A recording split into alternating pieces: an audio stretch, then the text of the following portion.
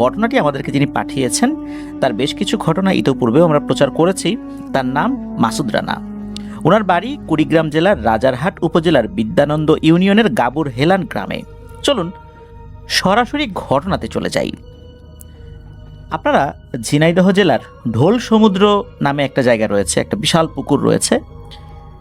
এইটার কথা অনেকেই জানেন, ইউটিউবে সার্চ দিলেও ঢোল সমুদ্র সম্পর্কিত তথ্য পেয়ে যাবেন। তো এরকম বেশ কিছু ঘটনা বাংলাদেশের বিভিন্ন প্রান্তে কিন্তু ছড়িয়ে ছিটিয়ে আছে, যেগুলো মিথ বা লেজেন্ড হিসাবেই আমাদের মধ্যে প্রচলিত। তো এমনই একটি জায়গা কুড়িগ্রামে রয়েছে। ওখানে একটা বিখ্যাত মেলা হয় বহু বছর ধরে, অনেক যুগ ধরে চলছে। ওখানে একটা রাজার বাড়ি ছিল একটা সময়। খরার মৌসুমে তীব্র পানি সংকটে পড়ত পুরো গ্রাম।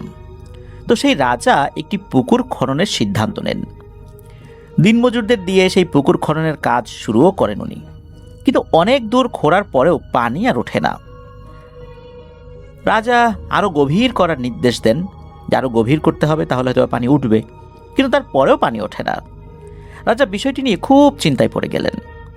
একদিন রাজা স্বপ্নের মধ্যে দেখলেন মহিলা পুরুষ মিশ্রিত গলায় একটা ছায়া অবয়ব বলছে, তুই তোর 2টি মেয়েকে দিয়ে পুকুরের মধ্যে নামিয়ে একটি বিশেষ পূজা করাবি, তারপর দেখবি পানি উঠে যাবে। যেহেতু রাজা হিন্দু ধর্মাবলম্বী ছিলেন, তাই তিনি এই স্বপ্নের ব্যাপারটি পরের দিন তার অধীনে থাকা মন্দিরের পুরোহিতকে জানান। মন্দিরের পুরোহিত বলেন, তাহলে তো রাজামশাই পূজাটা করাই উচিত। সেদিন দুপুরবেলা থেকে পূজা শুরু করে দেন তারা পুকুরের মধ্যে নেমে। বেশ কয়েকজন মানুষ কিন্তু ছিল সেখানে, যেমন রাজা, তার 2 মেয়ে, যাদের নাম সিন্দুর আর মতি। এরকম আরও অনেকেই ছিল সেখানে। পূজা করার এক পর্যায়ে সবাই লক্ষ্য করে মাটি ফেটে পানি বেরিয়ে আসছে। কিন্তু পানি এত জোরে পুকুরের ভিতরে জমা হচ্ছে যে কয়েক মুহূর্তের মধ্যেই হাঁটু সমান পানি হয়ে যায়। সবাই দৌড়ে পুকুরের উপরে চলে আসে, কিন্তু ঠিক সেই সময় সিন্দুর ও মতি কোনোভাবেই উপরে উঠতে পারেনি, যার ফলে তারা পুকুরে ডুবে যায়। এরপর রাজা তার লোকবল দিয়ে অনেক খোঁজার চেষ্টা করেও এই সিন্দুর ও মতি 2 বোনকে আর খুঁজে পান না। বহু বছর পরেও একটি ঘটনা মানুষ কিন্তু বিভিন্ন সময় দেখেছেন বলে জানা যায়। বহু বছর ধরে নাকি ওই দিনটাতে, যেই দিনে সিন্দুর ও মতি পানির নিচে হারিয়ে গিয়েছিল, 2টো হাত নাকি দেখা যেত পানির উপরে ভেসে উঠত।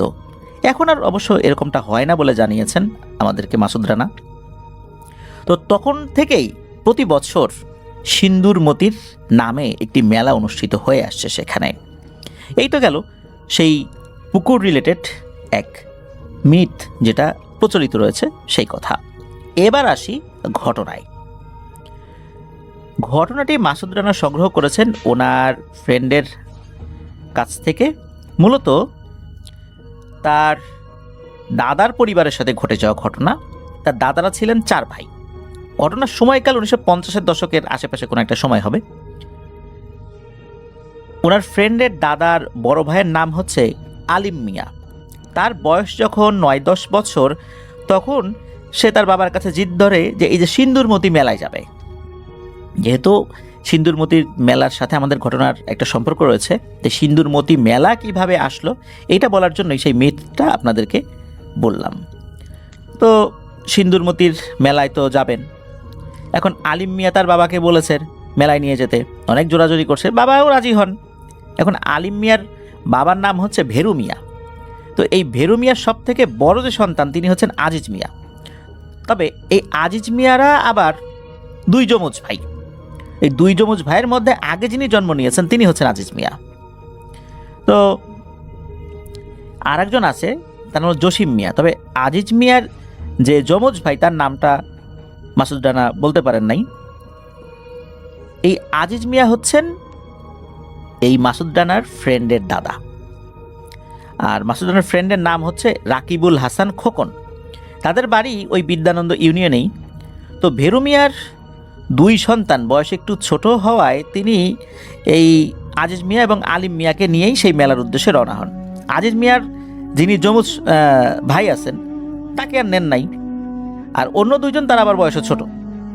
এই জন্যই মূলত এই আজিজ মিয়া এবং আলিম মিয়াকে নিয়ে সেই মেলার উদ্দেশ্যে রওনা হয়েছেন। যেতে যেতে প্রায় দুপুর হয়ে যায়। তখন হেঁটেই যেত সবাই। 7-8 কিলোমিটারের রাস্তা ছিল সেই সিন্দুরমতি মেলায় যাওয়ার জন্য, মানে ওনাদের ওই গ্রাম থেকে যে ওই মেলায় যাবেন পথটা এতটা দূরত্ব ছিল আর কি। ওই মেলার একদম মাঝখান সেখানে কিন্তু ওই বিশাল পুকুরটা, 1 বা 1.5 একর জায়গা নিয়ে এই পুকুরটা, আর পুকুরের চারদিকে বড় বড় রাস্তা। এই রাস্তার চারপাশ দিয়েই মেলা বসে, অনেক ভিড় হয়, দূর দূরান্ত থেকে লোকজন আসে, যেহেতু অনেক বছরের পুরনো মেলা। পুকুরের চারদিকে বেশ কিছু বটগাছও রয়েছে, বটগাছগুলো বেশ পুরনো। তো তারা মেলায় গিয়েছেন, ঘোরাঘুরি করেন, টুকটাক খাবার খায়, কিছু কেনাকাটা করে। হঠাৎ ভেরু মিয়া লক্ষ্য করেন যে আজিজ মিয়া তাদের সাথে নাই।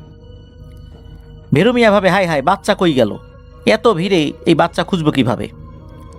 তো তিনি কি করেছেন, আলিম মিয়াকে এক সাইডে একটি বটগাছের নিচে রেখে বলেন যে, আলিম তুই এখানেই থাক, আমি খুঁজে দেখি আজিজ গেল কই। কিছুক্ষণ পর তার বাবা আজিজ মিয়াকে খুঁজেও পান। তিনি আজিজ মিয়াকে নিয়ে সেই বটগাছের কাছে আসেন, কিন্তু এখন দেখা যায় আলিম মিয়া নেই। ওখানে চতুর্দিকে 4 থেকে 5টি বটগাছ ছিল, কিন্তু পুকুরের কোনায় কোনায় একটি করে। তিনি ভাবলেন হয়তোবা অন্য বটগাছের নিচে রেখে গেছেন, বুঝতে পারেন নাই যে আসলে এইটাই সেই বটগাছ কিনা, দেখি অন্য বটগাছের নিচে যাই। তো উনি অন্য বটগাছের কাছে যান। সেখানে গিয়েও আলিম মিয়াকে উনি আর খুঁজে পান না। তিনি ভাবেন কেউ ছেলেকে লোভ দিয়ে আবার নিয়ে গেল নাকি, কারণ ওই সময় নাকি ছেলে ধরা অনেক ছিল। ওনাদের এলাকায় এই টাইপের লোকদেরকে ছাওয়া ধরা বলা হয় আর কি। তো তিনি সবগুলো এই বটগাছের নিচে খোঁজেন, যখন দেখা গেল নাই, এরপর মেলায়ও খুঁজতে থাকেন, কিন্তু না, কোনোভাবেই উনি এই আলিম মিয়াকে আর খুঁজে পান না। কি করবেন, এদিকে মেলার লোকজনও কমে আসছে। উনি কিছু মানুষের ভিড় দেখতে পান একটা জায়গায় দূর থেকেই। উনি সেখানে যান। ওই জায়গাতে বাঁশঝাড়ের মতো একটা জায়গা ছিল আর কি, ওখানে কিছু লোকজন জটলা করে দাঁড়িয়ে আছে। তো উনি ওই জায়গায় ওই আজিজ মিয়াকে নিয়েই গিয়েছেন। গিয়ে দেখেন যে এই আলিম মিয়া ওই বাঁশঝাড়ের মধ্যে অচেতন অবস্থায় পড়ে আছে। মূলত এক লোক সেই দিকটাতে গিয়েছিলেন, তার একটা জরুরত স্বার্থে জল বিয়োগ করার জন্য গিয়েছিলেন। তো ওখানে যেই ঝোপঝাড় বাঁশবাগান এরকম আছে, যায় এখনও ওরকমই প্রায় আছে বলতে হবে। তো তিনি মূলত ওই লোকের মানে ওই লোকটা ওইখানে গিয়ে দেখেন যে এরকম একটা ছেলে পড়ে আছে। এরপর উনি চিৎকার চেঁচামেচি করেন, লোকজন চলে আসে। তো ওই কারণেই ওখানে ওই জটলাটা হয়েছে। তো যাই হোক, ভেরু মিয়া ওখানে গিয়ে দেখেন যে তার ছেলে এটা। তো উনি ছেলেটাকে কোলে করেন। এখন যেহেতু 7-8 কিলোমিটার পথ, এইভাবে কোলে করে পায়ে হেঁটে আসাটাও বেশ কষ্ট, এবং তাড়াতাড়ি বাড়িতে ফেরার আসারও একটা ব্যাপার ছিল। তো উনি ওই সময় একটা ঘোড়ার গাড়ির ব্যবস্থা করে আজিজ মিয়া, তারপর ভেরু মিয়া, আলিম মিয়া, এই 3 জন ফেরত আসেন। আলিম মিয়ার তো অচেতন অবস্থা, তখন ছোট মানুষ। বাড়িতে ফিরে আলিম মিয়াকে জ্ঞান ফেরানোর চেষ্টা ওনারা করেন। তারা খেয়াল করেন এই আলিম মিয়ার গালে থাপ্পড়ের একটা দাগ, এবং গালটা ফুলে লাল হয়ে আছে। তো যাই হোক, কিছুক্ষণ পর ঠিকঠাক মতো আলিম মিয়ার জ্ঞানও ফেরে, ঝাড়ফুঁকও করতে হয় নাই, জ্ঞান এমনিতেই ফেরত আসে। আলিম মিয়াকে জিজ্ঞেস করা হয় কি হয়েছিল। তা আলিম মিয়া বলেন যে, আমি তো এই জল বিয়োগ করার জন্য ওই বাঁশঝাড়ের ঝোপের কাছে যাই, জল বিয়োগ করিও, হঠাৎ করে কে যেন আমাকে একটা থাপ্পড় মারে, এরপর আমি আর কিছু বলতে পারি না। মূলত এই কথা শোনার পর এই ভেরু মিয়া এক ইমাম সাহেবের কাছ থেকে পানি পড়া এনে দেন। রাতের বেলা আলিম মিয়া ঘুমিয়ে আছে। হঠাৎ করে এই আলিম মিয়া সাপ সাপ বলতে বলতে ঘুম থেকে উঠে চিল্লাতে থাকে। তার বাবাও উঠে যায়। ভেরু মিয়া ও আলিম মিয়া এক খাটে ঘুমাতেন, আর ভেরু মিয়ার স্ত্রী বাকি 3 সন্তানকে নিয়ে আর এক খাটে ঘুমাতো। তাদের ঘর 2টা ছিল, কিন্তু এই একটা ঘর থেকে আর একটা ঘরের ভিতরে ঢোকার আবার রাস্তা ছিল। তো ভেরু মিয়া উঠে জিজ্ঞেস করে যে হয়েছেটা কি। তো আলিম মিয়া বলেন যে, আব্বা, আমি স্বপ্নে একটা বড় লাল রঙের সাপ দেখেছি, সাপটা আমাকে তাড়া করছে। ভেরু মিয়া বলেন, আরে এসব কিছু না, ঘুমাও। রাতটা ওভাবে পার হয়ে যায়, সবাই আবার ঘুমিয়ে পড়েন। পরের দিন থেকে আলিম মিয়ার খুব জ্বর। সকালবেলা এক ডাক্তারকে নিয়ে আসা হয়, উনি গ্রাম্য ডাক্তার ছিলেন, উনি কিছু ওষুধ দিয়ে যান। তো সেদিন দুপুরবেলা সবাই তো বাইরে কাজ করছে, আর জ্বরে কাতরাচ্ছিল যেহেতু এই আলিম মিয়া তার ঘরে আছে, ঘুমাচ্ছিল ওই সময়। এই ভেরু মিয়া ওই ভর দুপুরবেলা ছেলের কি অবস্থা এইটা দেখার জন্য ছেলের ঘরে যখনই ঢুকেছেন তখনই উনি দেখতে পান লাল রঙের একটা মোটা সাপ, 6 থেকে 7 হাত লম্বার মতো হবে আর কি। এই সাপটা আলিম মিয়ার শরীরের উপরে শুয়ে আছে। মনে হচ্ছে তাকে পেঁচানোর চেষ্টা করছে, তবে আক্রমণাত্মক মনে হচ্ছে না। এখন ছেলের গায়ের উপর এই রকমের একটা সাপ দেখে বাবা তো ভয় পাবেন, এটাই স্বাভাবিক। তো উনি কী করেছেন, দৌড়ে একটা লাঠি নিয়ে আসছেন। লাঠি দিয়ে এখন যদি ওনার ছেলের শরীরের উপর আঘাত করেন, সেই আঘাতটা তো ছেলের গায়েও লাগবে। এই জন্য কী করছেন, ওই লাঠির আগায় সাপটাকে ঢুকিয়ে সাপটাকে ছুঁড়ে দরজার বাইরে ফেলে দেন। একদম উঠোনে গিয়ে সাপটা পড়ে। এরপর উনি আর দেরি না করে হাতের ওই লাঠি দিয়ে ওই সাপটাকে সজোরে আঘাত করতে থাকেন। সাপটা উঠোনে পড়ে যাওয়ার পর পালিয়ে যাওয়ার চেষ্টা করেছিল, কিন্তু ভেরু মিয়া পালানোর কোনো সুযোগ দেয়নি। পিটাতে পিটাতে সাপটাকে মেরেই ফেলেন। শুধু যে মেরে ফেলেছেন তা না, মারার পরও সাপটার মাথা থেতলে দেন, লেজও থেতলে দেন। অনেকের মধ্যে একটা ধারণা আছে যে সাপের মাথাটা থেতলে দিতে হয়, তা না হলে সেটা আবার জীবিত হয়ে যায়।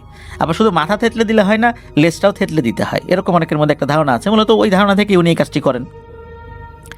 তারপর আশেপাশের বাড়ি থেকে লোকজন আসে, তাদেরকে দেখেন, এই দেখো এরকম একটা সাপ ঘরে ঢুকছিল, আলিম মিয়ার শরীরের উপরে উঠছিল, এই যে আমি তো এরকম করছি। এই বলে রাগে ওই ভেরু মিয়া সেই মরা সাপটিকে আবারও পেটাতে থাকেন। তো লোকজন বলে, আরে ভেরু মিয়া থামো থামো, এটা কি করলাম, ভর দুপুরবেলা এরকম একটা সাপ মারলা, আগে কখনো এই লাল রঙের সাপ তুমি দেখছো? এইটা যদি জিনপরি হয় তাহলে তো সর্বনাশ। এ কথা শোনার পর ভেরু মিয়া বলেন, ভর দুপুরবেলা হয়েছে তাতে কি হয়েছে? ওকে কি আমি রেখে দিয়ে বিকেলবেলা বা সন্ধ্যার পরে মারবো নাকি? আমার ছেলের শরীরের উপরে উঠছে, যদি কামড় দিত আমি কি এটা দেখে দেখে মানে দাঁড়িয়ে দাঁড়িয়ে দেখবো আর দেখে দেখে মজা নিব? এটা কি হইতে পারে নাকি? আমার যেটা ভালো মনে হয়েছে আমি সেটাই করছি। এরপর উনি কী করেন, ওই সাপটিকে পাশে যে নদী রয়েছে, তিস্তা নদী, সেখানে ফেলে দেন।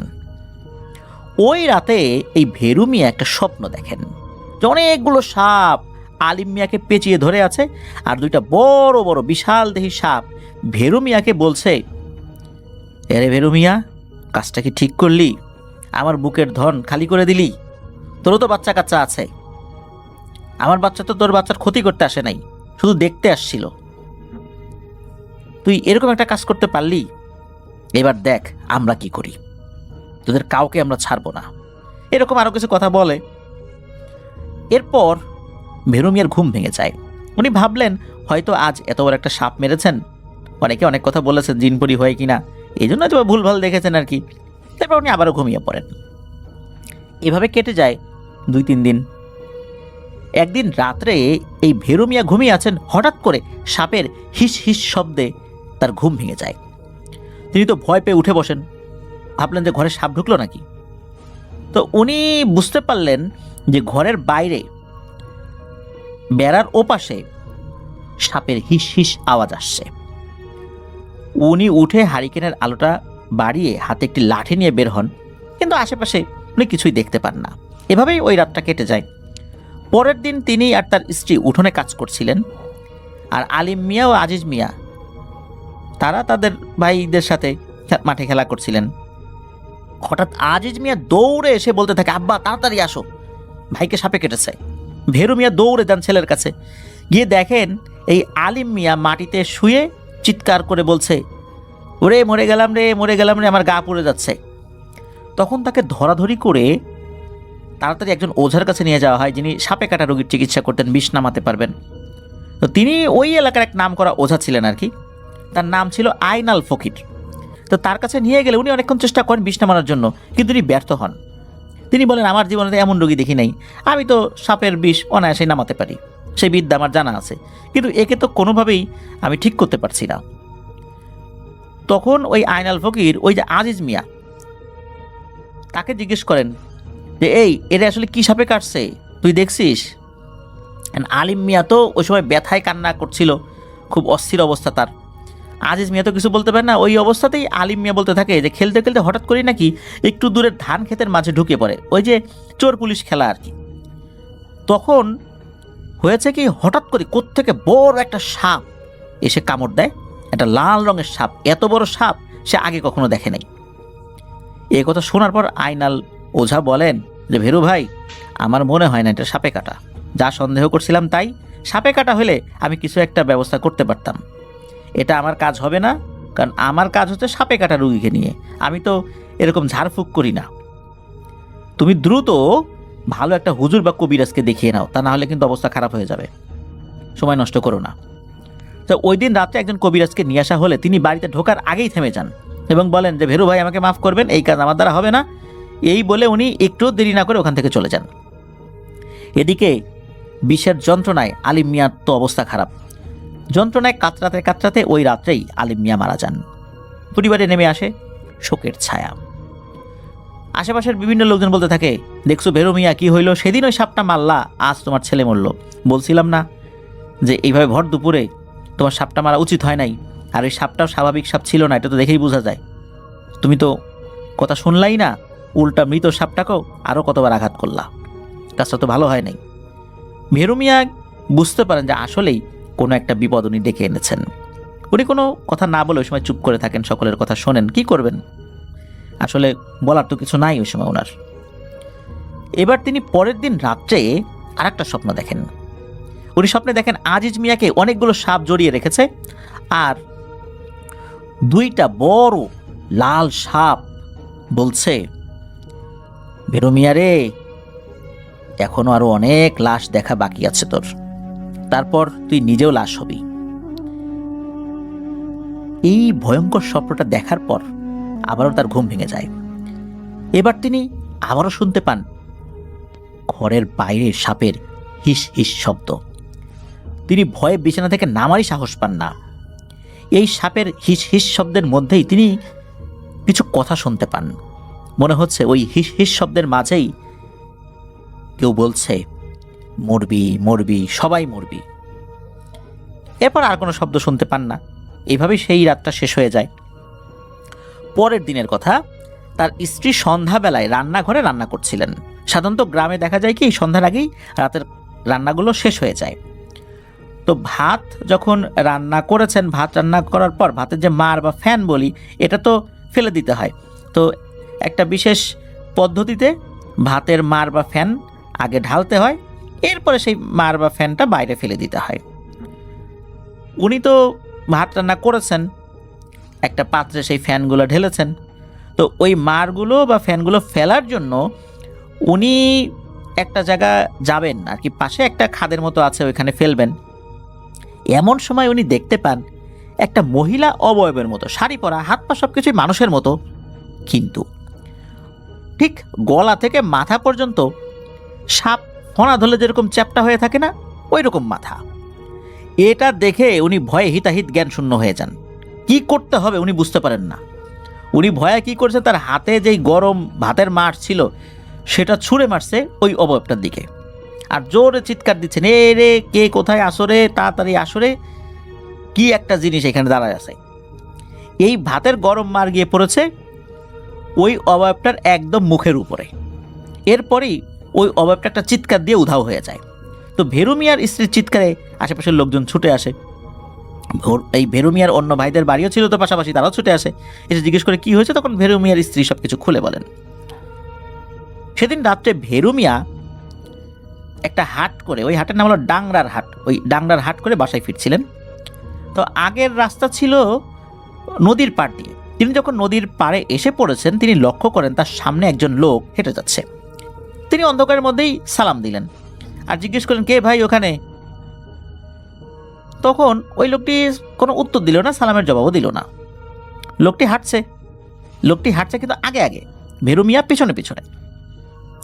হঠাৎ করে কোথা থেকে যেন সাপের হিস হিস শব্দ ভেসে আসতে থাকে। ভেরু মিয়ার কাছে ওই সময় লাইট ছিল না, চাঁদের আলোতেই উনি পথ চলছিলেন। তবে চাঁদের আলো বেশ ভালো থাকায় ভেরু মিয়া ওই লোকটিকে স্পষ্টই দেখতে পাচ্ছিলেন। ভেরু মিয়া লক্ষ্য করেন লোকটির আকার মনে হচ্ছে ধীরে ধীরে বাড়ছে। এভাবে দেখতে দেখতে লোকটির আকার রাস্তার পাশে থাকা একটা মাঝারি সাইজের নারকেল গাছের সমান হয়ে গেছে। ভেরু মিয়া ভয়ে নিজের অজান্তেই চিৎকার দিয়ে ফেলেন। তখনই ওই লোকটি পেছন ফিরে তাকায়। ভেরু মিয়া দেখতে পেলেন লোকটির সারা শরীর মানুষের মতো, হাত পা সবকিছু মানুষের মতো, দেহ মানুষের মতো, কিন্তু গলা থেকে মাথা পর্যন্ত সাপ ফণা তুললে যেরকম হয় না, ওই রকম। ওই সময় ওই অবয়বটি হাসতে থাকে আর বলে, তুই আমার বুকের ধন কেড়ে নিয়েছিস, এবার যাবি কই রে ভেরু মিয়া? যখনই এটা বলেছে তখন ভেরু মিয়া কি করেছেন, ঘুরে উল্টো দিকে দৌড় দিয়েছেন আর চিৎকার দিয়ে আল্লাহর নাম নিচ্ছেন। ভেরু মিয়া কিন্তু বুঝতে পারছেন ওই অবয়বটা তার পেছন পেছন আসছিল, সেটাও দৌড়ে দৌড়ে আসছে। সে যে দৌড়ে দৌড়ে আসছে, ধূপধাপ শব্দ হচ্ছে মাটির উপরে, সেটা কিন্তু স্পষ্ট ভেরু মিয়ার কানে আসছিল। ভেরু মিয়া এটা দেখে তো আরো ভয় পেয়েছেন। তিনি তো প্রাণপণে দৌড়াতে থাকেন। নদীর পার, আশেপাশে লোকজনও কম, তার চিৎকার শোনার মতো আসলে কেউ নাই। দৌড়াতে দৌড়াতে হাতে থাকা বাজারের ব্যাগের সাথেই উনি হোঁচট খেয়ে পড়ে যান। আর অনেক স্পিডে দৌড়ানোর জন্য পড়ে গিয়ে তার পায়েও কিন্তু অনেক আঘাত পেয়েছিলেন উনি। তিনি যে উঠে আবার দৌড়াবেন তার শক্তি ছিল না। এবার ওই পিশাচটাও তার কাছে চলে এসেছে, ঠিক ওই একই অবয়বে। আবারও ভয়ঙ্কর একটা অট্টহাসি দিয়ে ওই অবয়বটা বলে যে, দেখলি দৌড়িয়েকে পার পালি, এখন তো ধরা পড়ে গেলি। এবার ভেরু মিয়া দেখেন সেই আগের মতো ওই যে মানুষের অবয়ব আর মাথার দিকটা সাপের মতো, বিষয়টা এরকম না। মনে হচ্ছে এটা ভয়ঙ্কর এক দানব আকৃতির কিছু একটা, সারা শরীরে লোম, চোখ দুইটা আগুনের মতো, পায়ের নখগুলো অনেক বড় বড়। এবার ওই দানবটি আকারে আস্তে আস্তে ছোট হতে থাকে, একটা মানুষের আকৃতি ধারণ করবে এরকমটা মনে হচ্ছিল আর কি। ওই অবস্থাতেও ভেরু মিয়া হামাগুড়ি দিয়ে পালিয়ে যাওয়ার চেষ্টা করতে থাকে। এরপর দানব খপ করে তার এক পা চেপে ধরে, আবারও ভয়ঙ্করভাবে হাসতে থাকে। ভেরু মিয়া আসলে হামাগুড়ি দিয়ে পালানোর চেষ্টা করলেও সফল হয় না। ওই অবয়বটি ভেরু মিয়ার পা ধরে টানতে টানতে নিয়ে যেতে থাকে নদীর পাড়ের দিকে। ওই অবস্থাতে হয়েছিল কি, দুইজন লোক ওনারা আবার মাছ ধরতে আসছিলেন। ভেরু মিয়া তো চিৎকার করছিলেন যে, কে কোথায় আসো, বাঁচাও বাঁচাও। ওই দুইজন লোক দূর থেকে বলে, এই ওখানে কে রে, কে ওখানে, কি হয়েছে? আর তখনই মূলত ওই অবয়বটি ভেরু মিয়াকে ছেড়ে দিয়ে চলে যায়। মূলত ওই সময় পানিতে চুবিয়ে ভেরু মিয়াকে মেরে ফেলতো, কিন্তু দূর থেকে ওই লোক দুটো চিৎকার চেঁচামেচি করছিল।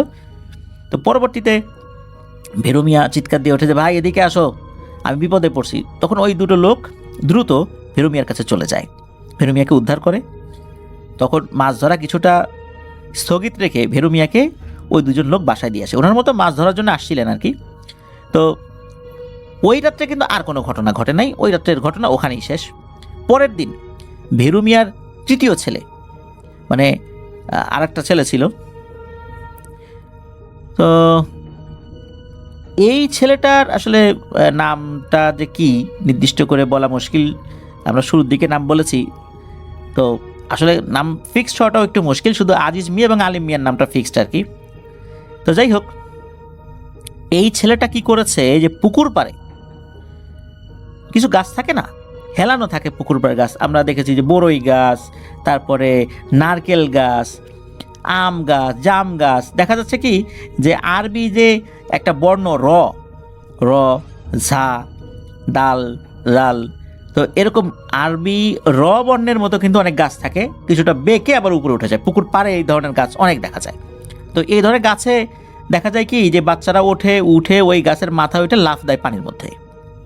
তো এভাবে কিন্তু বেশ মজার খেলা, আমরাও ছোটোবেলায় খেলেছি। তো ওরাও ওইভাবে খেলছিল। ওই তৃতীয় যে ছেলেটা, সে মূলত ওই অন্য বন্ধুদের সাথে খেলছিল, তো এরকম লাফ দিচ্ছে, আবার উঠে আবার গাছে যায়, আবার লাফ দেয়। তো একজন লাফ দেওয়ার পর সে ওইখান থেকে না সরা পর্যন্ত আরেকজন লাফ দেয় না। আরেকজন লাফ দিলে তো ওর গায়ের উপর পড়তে পারে, পানির নিচে গায়ের উপর পড়লে তো আরেক ব্যথা পাবে সে, যে পানির নিচে আছে। তো ও লাফ দেওয়ার পর আরেকজন লাফ দেওয়ার জন্য রেডি হয়ে আছে, কিন্তু ওই ছেলে আর ওঠে না। চিন্তা করছে যে কী ব্যাপার, কি হলো, ওঠে না কেন, সরে না কেন ওখান থেকে, নাকি মজা করছে।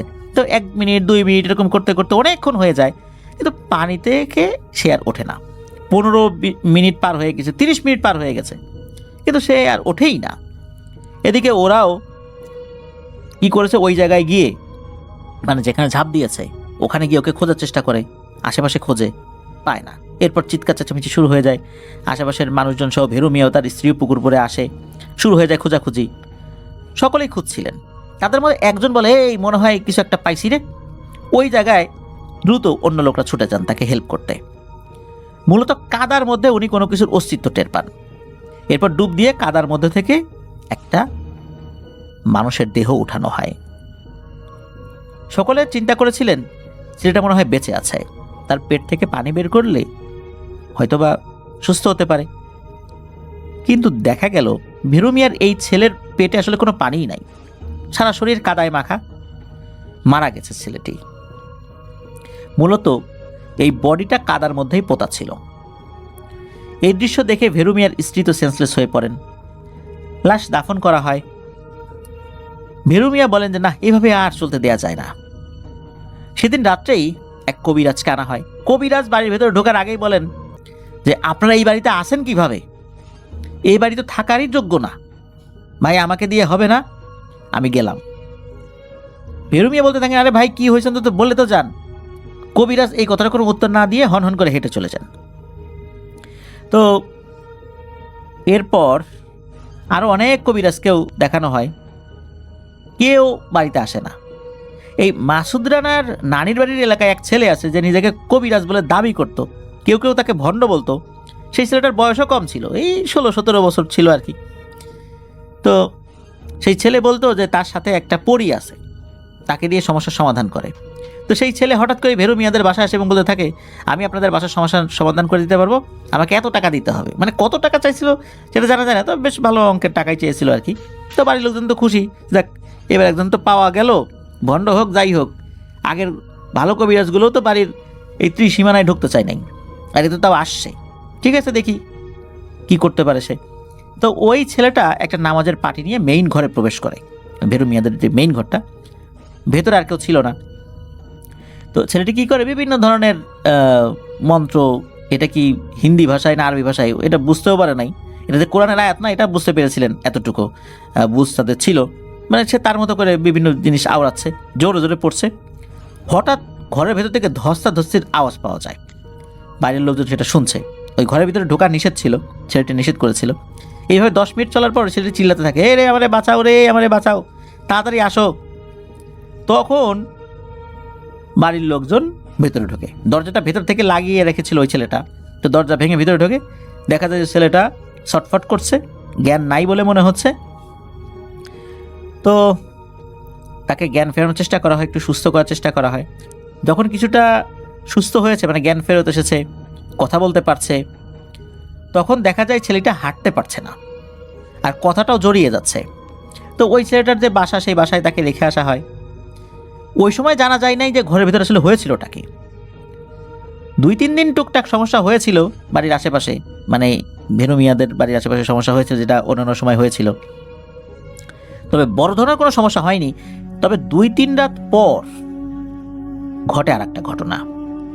এই ভীরু মিয়ার স্ত্রী রাতের বেলা গিয়েছেন ওয়াশরুমে। তো ওয়াশরুমটা ছিল বাসা থেকে উত্তর পাশে বাঁশঝাড়ে ঘেরা একটা জায়গায়। ওটা একটা ঝোপ জঙ্গলের মতো জায়গা। তো এখনও নাকি ওই যে ঝোপ জঙ্গলের মতো জায়গাটা এখনও ওরকমই আছে। তো যাই হোক, তো তিনি ওয়াশরুমে যাওয়ার পর ফ্রেশ হন। ফ্রেশ হওয়ার পর যখন ওয়াশরুম থেকে বের হয়েছেন, উনি হাতে একটা কুপি নিয়ে গিয়েছিলেন, মানে কুপি বাতি, ল্যাম্প বলি আমরা যেটা, বা ল্যাম্পও বলি অনেক এলাকায়। হঠাৎ করে কি হয়, তার এই কুপিটা নিভে যায়। আমাদের সামনে যদি কোনো আলো থাকে, হঠাৎ করেই যদি সেই আলোটা নিভে যায়, তখন কিন্তু সামনে আমাদের অনেকটাই অন্ধকারাচ্ছন্ন হয়ে যায়। যদিও বা চাঁদের আলো থাকে, তারপরেও কিন্তু অল্প কয়েক সেকেন্ডের জন্য আমরা কোনো কিছু দেখতে পাই না। এটার সায়েন্টিফিক ব্যাখ্যাই আছে। যেমন আমরা বাইরের রোদ থেকে যদি হঠাৎ করে ঘরে ঢুকি, ঘরটা যদি একটু অন্ধকারাচ্ছন্ন হয়, তখন কিন্তু আমাদের পুরো ঘরটাই মনে হয় যে একদম অমাবস্যার অন্ধকারের মতো। কিছুক্ষণ পর আস্তে আস্তে চোখে ওই বিষয়টা সহনীয় হয়ে যায়, তখন আমরা অনেক কিছু দেখতে পারি। তো ওরকমটাই হয় আর কি। হঠাৎ করে নিভে যাওয়ার পর উনি ওরকম কিছুক্ষণ দেখতে পাচ্ছেন না। তো উনি বাড়ির রাস্তা অনুমান করে হাঁটা দিয়েছেন বাড়ির দিকে। তো উনি 8 থেকে 10 মিনিট হেঁটেও বাড়ির দেখা আর পান না, কিন্তু তার ওয়াশরুম থেকে বাড়িতে ঢুকতে 30 সেকেন্ড লাগবে। এবার হঠাৎ করে পেছন থেকে এক মহিলার কণ্ঠ ভেসে আসে। তিনি পেছনের দিকে তাকিয়ে দেখেন, ওই যে সেদিন রান্না করার সময় একটা অবয়ব দেখেছিলেন, সেই অবয়বটা মাথার অংশটা শুধু সাপের মতো, কিন্তু এই মাথার অংশের একটা জায়গা মনে হচ্ছে ঝলসানো, পুড়ে গেছে। এইটা উনি যখনই দেখেছেন উনি দিয়েছেন এক দৌড়, উল্টো দিকে দৌড় দিয়েছেন। আসলে উনি যে একটা গোলক ধাঁধায় পড়ে গেছেন এটা তখনও বোঝেন নাই। যখন বুঝতে পারলেন তখন তো অনেক দেরি হয়ে গেছে। উনি যখনই উল্টো দিকে ঘুরে দৌড় দিয়েছেন, উনি যেদিকেই দৌড় দিয়ে যান হঠাৎ করেই ওই অবয়বটা তার সামনে এসে পড়ে। আবার ওইখান থেকে ঘুরে অন্যদিকে দৌড় দেন, সেখানে ওই অবয়বটা সামনে এসে পড়ে। তার বাড়ি থেকে যে উনি কতটুকু দূরে আছেন এটা উনি বুঝতে পারছিলেন না।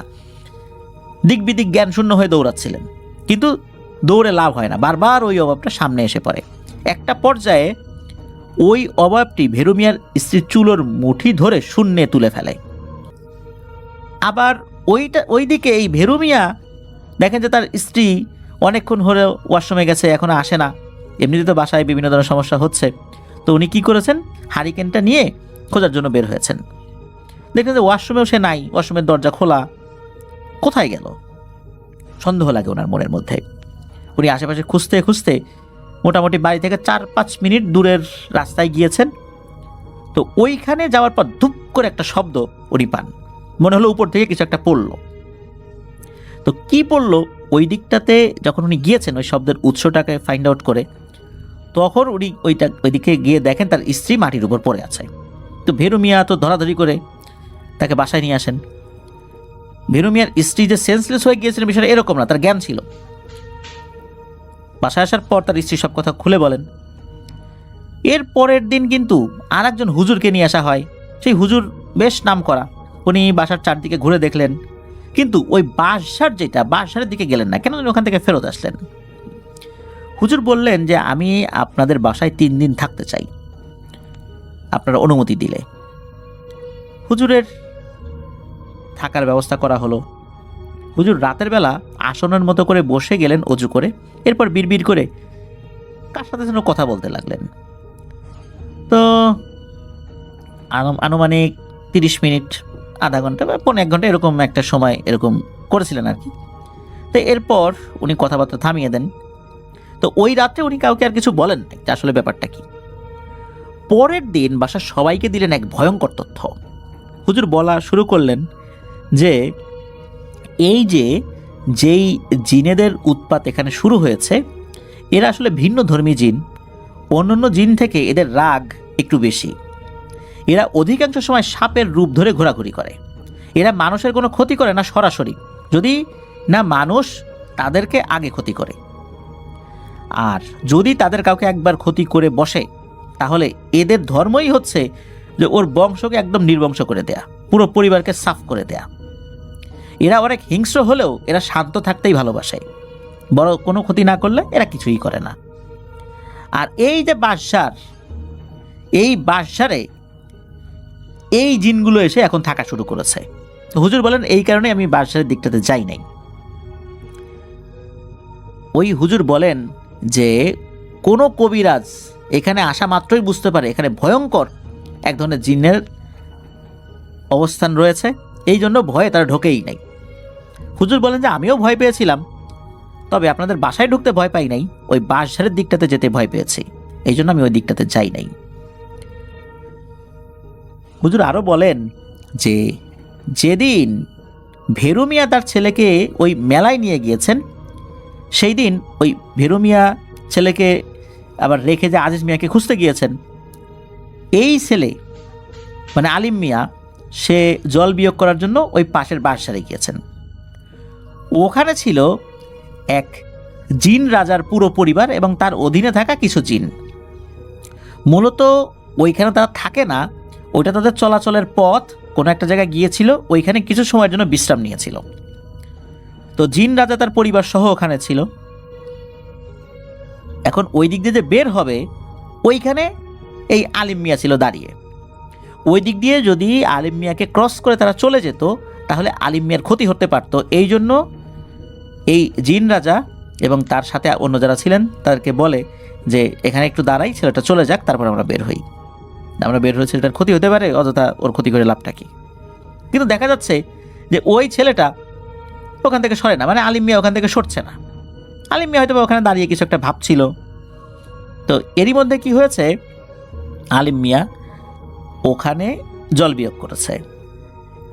আর জল বিয়োগ করতে যখন সে শুরু করেছে, তখন এই নাপাক জিনিস হঠাৎ করে এসে এই জিনের রাজার শরীরে লেগেছে। তখনই রাজা কি করেছে, একটা থাপ্পড় মেরেছে। উদ্দেশ্য ছিল আলিম মিয়া যেন ওখান থেকে চলে যায়। থাপ্পড় মেরে যে ওকে মেরে ফেলবে বিষয়টা এরকম না, ছোট মানুষ ভুল করে ফেলছে। এখন আলিম মিয়া হয়েছে কি, থাপ্পড় খাওয়ার পরেই ওইখানে অজ্ঞান হয়ে গেছে। এখন লোকজন না এসে ওকে না সরালে একটু সমস্যাই হয়ে যাচ্ছে, কারণ তখন তো দিনের বেলা, দিনের বেলাতে এইভাবে জিনেরা সরাসরি কাজ করতে পারে না, তাদেরও কিছু বাধ্যবাধকতা রয়েছে। এই জন্য ওরাও একটু অপেক্ষা করছিল। তবে জিনের রাজা, মানে জিনের রাজাকে অন্য যারা ছিলেন আর কি, ওই তার যেই অন্য অনুসারী যারা, তারা বলছিলেন যে রাজামশাই, এই ছেলেটার বিচার আমরা পরে করি, একে আমাদের দেশে নিয়ে গিয়ে বিচার করব, ওর একটা শাস্তি হওয়ার দরকার, ছেলেটা খুব দুষ্টু, ও ভবিষ্যতে এরকম আরও অনেক এই টাইপের কাজ করবে যদি একটু শাস্তি আমরা না দিই। তখন জিনের রাজা সম্মতি দেন, আচ্ছা ঠিক আছে, এটা দেখা যাবে পরে, আগে আমরা এখান থেকে চলে যাই। এর মধ্যে বাদ সেধে বসে জিনের রাজার মেয়ে। সে বলে যে বাবা, ও তো ছোট মানুষ, এটা করে ফেলছে, আমরা যদি এইভাবে সবসময় এরকম চিন্তা করি তাহলে কি আমরাও চলতে পারবো? ছোট মানুষ, ওরা মাফ করে দাও, ওরা আর কিছু বললো না, যা হওয়ার হয়েছে, থাপ্পড় তো মারছই, ওর আর বিচার টিচার করার দরকার নাই। তখন মেয়ের কথা শুনে জিনের রাজি হন, যা ঠিক আছে, যা, এই ঝামেলা এখানে শেষ করে দিলাম, ওর আর কিছু হবে না। এরপরে কি হয়েছে, জিনেরা তাদের মতো করে ওখান থেকে চলে গেছে। যেই ঘটনাটা হয়ে গেল, এই ঘটনার পরদিন দুপুরবেলা নাকি ওই যে জিনের রাজার মেয়ে, সে এই আলিম মিয়াকে দেখতে আসছে, যে তার বাবা ছেলেটাকে থাপ্পড় মারলো, ওকে সুস্থ আছে কি না, না কি অবস্থা, এইটা দেখার জন্য সে আসছে। আর ওই নারী জিনটা, মানে ওই বাচ্চা যেই মেয়ে জিনটা, ওর তো বয়স ছিল কম, তো ও যে আসলে সাপের রূপ ধরে আসছে, ও নিজেও বুঝতে পারে নাই যে ওর এই রূপে মানুষ দেখতে পারবে। তো সে ওই আলিম মিয়াকে মূলত দেখতে আসছে যে ও সুস্থ আছে কিনা। আর ওই সময় হয়েছে কি, এই ভেরু মিয়া ঘরে ঢুকে পড়ছে। ভেরু মিয়া ঘরে ঢোকার পরপরই এই জিনটা, সে আর অদৃশ্য হতে পারে নাই, তার রূপও পরিবর্তন করতে পারে নাই। আর তখন যে ঘটনাটা ঘটেছে, ভেরু মিয়া এই সাপটাকে মেরে ফেলেছে। যেহেতু ওই জিনটা ভালো নিয়েতেই আসছিল, মানুষ তো আসলে বুঝতে পারে নাই। যখন তাকে হত্যা করা হলো, হত্যা করার পর এই রাজা এবং তার স্ত্রী, তারা তো খুব ক্ষিপ্ত হয়ে গেল স্বাভাবিকভাবেই। তো রাজা বলতেছেন তার স্ত্রীকে যে দেখো, তোমার মেয়ে এই ছেলেটাকে বাঁচানোর জন্য আমাকে বললো, ওরা মাফও করে দিলাম, কিন্তু কি হইলো, তোমার মেয়ে ও সুস্থ আছে কিনা সেটা দেখতে গেছে, দেখো নিজের জীবনটা হারাইলো। আর এরাও একটা বারের জন্য বুঝতে পারলো না যে এরকমের সাপ সচরাচর হয় না। ওরা বড় একটা অপরাধ করছে, এটা ভুল না, এটা অপরাধ, এর শাস্তি অবশ্যই আমি দেব। তো এরপরে কি হয়, আলিম মিয়াকে হত্যা করা হয়, এরপর আর একটা ছেলেকে মেরে ফেলে। এর মধ্যে আর একটা ঘটনা ঘটেছিল, এই যে একটা নারী অবয়বের মতো, যার মাথাটা সাপের মতো, সে আসছিল। মূলত এই অবয়বটা ছিল হচ্ছে এই জিন রাজার স্ত্রী। সেও আসলে চাইছিল না যে এইভাবে আরও বেশি হত্যাকাণ্ড হোক, কিন্তু এখানে একটা ব্যাপার ঘটে গেছে, সেটা হচ্ছে যে জিনেদের পরিবারের কোনো সদস্যকে যদি হত্যা করা হয়, তাহলে জিনেদের একটা নিয়ম রয়েছে, কোনো কিছু ত্যাগ করতে হয়, কোনো কিছু দিতে হয়। মুসলিম জিনেরা সাধারণত মানুষদেরকে খাইয়ে দিতে বলেন, অনেক সময় হিন্দু জিনেরাও খাইয়ে দিতে বলেন, ক্ষেত্র বিশেষে ভিন্ন ধর্মী কিছু করতে বলেন। মূলত এইটা বলার জন্যই নাকি সে আসছিল। কিন্তু সমস্যা হয় কি, সে যখনই আসছে, আসার সাথে সাথে তার মুখমণ্ডল যেটা সাপের মতো, এই আকৃতিতে কোনো কারণেই হোক এই ভেরু মিয়ার স্ত্রী দেখে ফেলেছে। আর তখন তার হাতে থাকা গরম ভাতের মার নিজের অজান্তেই ভয় পেয়ে ওইদিকে ছুঁড়ে মেরেছে, যার ফলে কি হয়েছে, তার মুখের একটা অংশ ঝলসে গেছে। তো সে মূলত আসছিল এটা বলার জন্য যে তোরা এই কাজটা কর, এই সমস্যার এখানে সমাধান হয়ে যাক। যখন এই ঘটনাটা ঘটলো, তখন তো আসলে পরিস্থিতি আরও জটিল হয়ে গেল। এরপর থেকে এই যে সমস্যাগুলো চলছে। তো তো হুজুর এই তথ্যগুলো দেন এবং বলেন যে আচ্ছা দেখি কিভাবে এটা সমাধান করা যায়। তখন হুজুর বলেন যে আর একটা উপায় আছে, আমি দেখি যে এই পদ্ধতিতে কাজটা করা যায় কি না। তখন হুজুর ভেরু মিয়াকে সামনে রেখেই একটা চিঠি লেখেন এবং বলেন যে গভীর রাত্রে এই পথ দিয়ে একজন জিনের সর্দার যান, তিনি খুব শক্তিশালী মুসলিম জিন, উনি পালকিতে চলে যান। তো ভেরু মিয়া তুমি রাতের বেলা ওখানে দাঁড়াবা, যখন দেখবা একটা পালকি চলে যাচ্ছে তুমি সালাম দিবা, তখন পালকিটা থেমে যাবে। তখন তোমাকে জিজ্ঞেস করবে কেন থামানো হয়েছে, তখন তুমি সাহস করে এগিয়ে গিয়ে এই চিঠিটা দিবা। আর আমি তখন আড়ালে থাকবো, সামনে যেতে পারবো না, এটা একটা নিয়ম। তো সেই অনুযায়ী পদক্ষেপ নেওয়া হয়। ওই রাত্রেই তাহাজ্জুদের সময়, তখনও ফজর আজান দেয় নাই, তখন একটা নির্দিষ্ট জায়গায় কিন্তু হুজুর এবং ভেরু মিয়া দাঁড়িয়ে আছেন। কিছু সময় পর দেখা যায় যে দূরে পালকির মতো কিছু একটা আসছে, তবে পালকিটা শূন্যে ভেসে আসছে, পালকিটা কারা বহন করে নিয়ে যাচ্ছে এটা দেখা যাচ্ছে না। তখন হুজুর বলেন যে আমি দ্রুত একটা গাছের আড়ালে চলে যাচ্ছি, বাকি কাজটা তোমাকেই করতে হবে। হুজুর আড়ালে চলে যান যদিও, এবং আড়ালে থেকে দেখছিলেন। ওই পালকিটা যখন কাছাকাছি চলে আসে ভেরু মিয়া সালাম দেন, সাথে সাথে পালকিটা থেমে যায় এবং ভিতর থেকে খুব মোলায়েম কণ্ঠেই বলে ওঠে যে সালামের উত্তর দিয়ে যে আপনি কেন আমাকে থামিয়েছেন বলেন। তখন ভেরু মিয়া সামনে এগিয়ে গিয়ে ওই চিঠিটা ধরেন। ওই পালকির ভেতর থেকে শুধু একটা হাতের একটা অগ্রভাগ বের হয়ে চিঠিটা নেয়। মনে হলো যে চিঠিটা ভেতর থেকে পড়ার পর তখন ভেতর থেকে বলে উঠলো আচ্ছা ঠিক আছে, আপনারা যান, বাড়িতে চলে যান, কালকে রাতের বেলা আমি আপনার বাড়ির বাঁশবাগানে আসব, তারপর দেখি বাকিটা কি করা যায়। এখনই কথা দিতে পারছি না, এখানে যেহেতু হত্যাকাণ্ড হয়ে গেছে, এই সমস্যাগুলো খুব জটিল হয়, এগুলো সাধারণত সমঝোতার মাধ্যমে এই বিষয়গুলো সমাধান করতে হয়, অন্য কোনোভাবে সমস্যার সমাধানগুলো করতে গেলে ঝামেলা হয়। আপনি চলে যান, বাকিটা ইনশাল্লাহ আগামীকাল দেখা যাবে। তো এরপরে ভেরু মিয়া ওখান থেকে সরে চলে আসেন, ওই পালকিটাও এইভাবে চলতে থাকে, আবার একটা জায়গায় গিয়ে অদৃশ্য হয়ে যায়। তো যখন এই কথাগুলো আবার ভেরু মিয়া ওই হুজুরকে বলেন যে এই ঘটনা, তখন বলেন আচ্ছা ঠিক আছে, আগামীকাল রাতের বেলা আমরা ওই বাদশাহের ওখানে যাব, দেখি কি হয়। তো ওই রাতটা ওভাবে কেটে যায়। পরের দিন অপেক্ষা আছেন কখন রাত হবে। রাত তখন গভীর, আনুমানিক 12টা 1টারও বেশি। গ্রামে রাত 12টা 1টা মানে তো অনেক রাত, বিশেষ করে ওই সময়ের প্রেক্ষাপটে 50-এর দশক, তখন তো ওখানে বিদ্যুৎও আসে নাই। অনেক রাত ওনারা অপেক্ষা করছেন। হঠাৎ করেই দেখা যায় যে একজন খুব সুঠাম দেখি জুব্বা পরিহিত একটা লোক, মনে হচ্ছে তার শরীর থেকে নূর বা আলো ছড়াচ্ছে, এবং তার সাথে একই রকম আরও 9-10 জন আছে। তো তারা হেঁটে হেঁটেই আসছে, মনে হচ্ছে মাটির উপর দিয়ে হেঁটে হেঁটে আসছে। তো ওনারা কাছাকাছি আসতেই হুজুর এবং ভেরু মিয়া দুজনেই তাদেরকে সালাম দেন। হুজুর বলে দিয়েছিলেন ইনি হচ্ছেন সেই ব্যক্তি যাকে আপনি গত রাত্রে পালকিতে চিঠি দিয়েছিলেন, উনি আসছে তার কথা অনুযায়ী। তো হুজুর যখন এই দুইজনকে দেখেছেন, মানে ওই জিনের যিনি সর্দার যখন এই দুইজনকে দেখেছেন, তখন তাদেরকে ওখানেই থাকতে বলেন ইশারা করে যে আপনারা ওখানেই দাঁড়িয়ে থাকেন।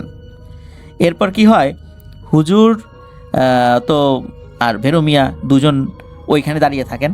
আর ওই জিনের সর্দার কি করেছে, তার পাশে দুইজন তার অনুগত জিন কিছু একটা বলার পর কি করলো, ওই দুইজন জিন হাঁটতে হাঁটতে বাসার ভেতরে চলে গেল।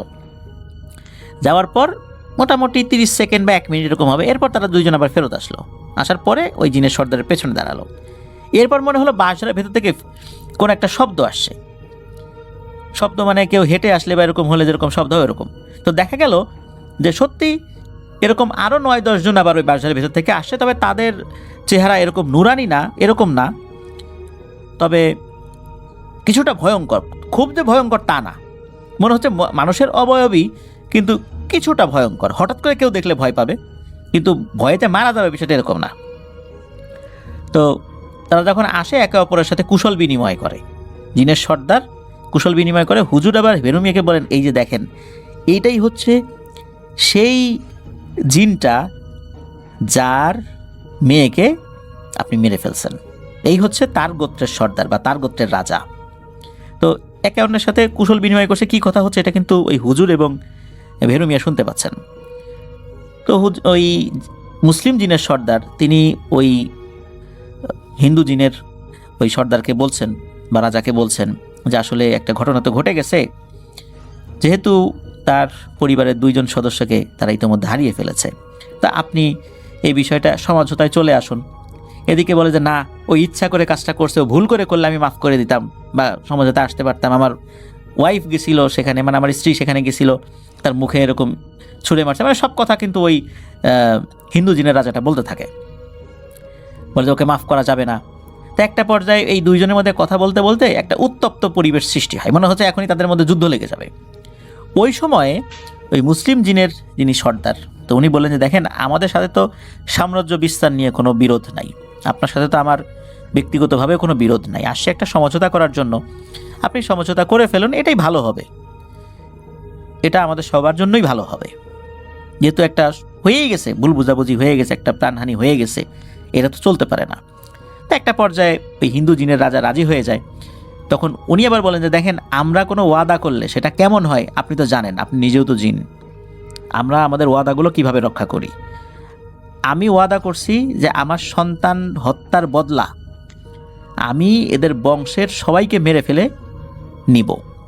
এখন যেহেতু আমি এই ওয়াদা করছি আর আপনিও আমাকে অনুরোধ করছেন, আমি আপনার কথাও মেনে নিলাম, আর যেহেতু ওয়াদা করছি আমি ওদের কাছ থেকে কোনো ধরনের কোনো বিষয় নিতে চাই না, কোনো বলি নিতে চাই না, কোনো ভোগ নিতে চাই না, কারণ সন্তান হত্যার বিনিময়ে আমি এগুলো নিতে চাই না।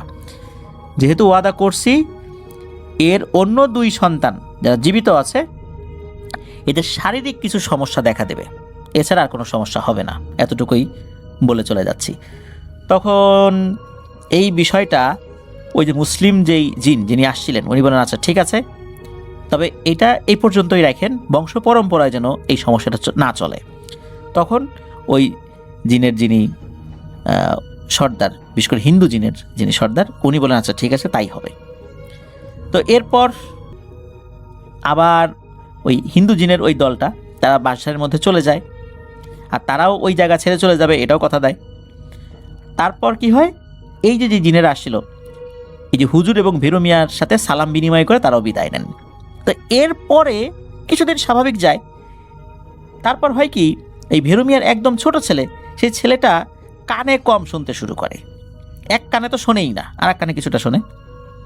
আর এই যে আজিজ মিয়া, তার একটা পা পঙ্গু হয়ে যায় এবং সারা জীবন পঙ্গুই ছিল, কিন্তু এরকমই ছিল।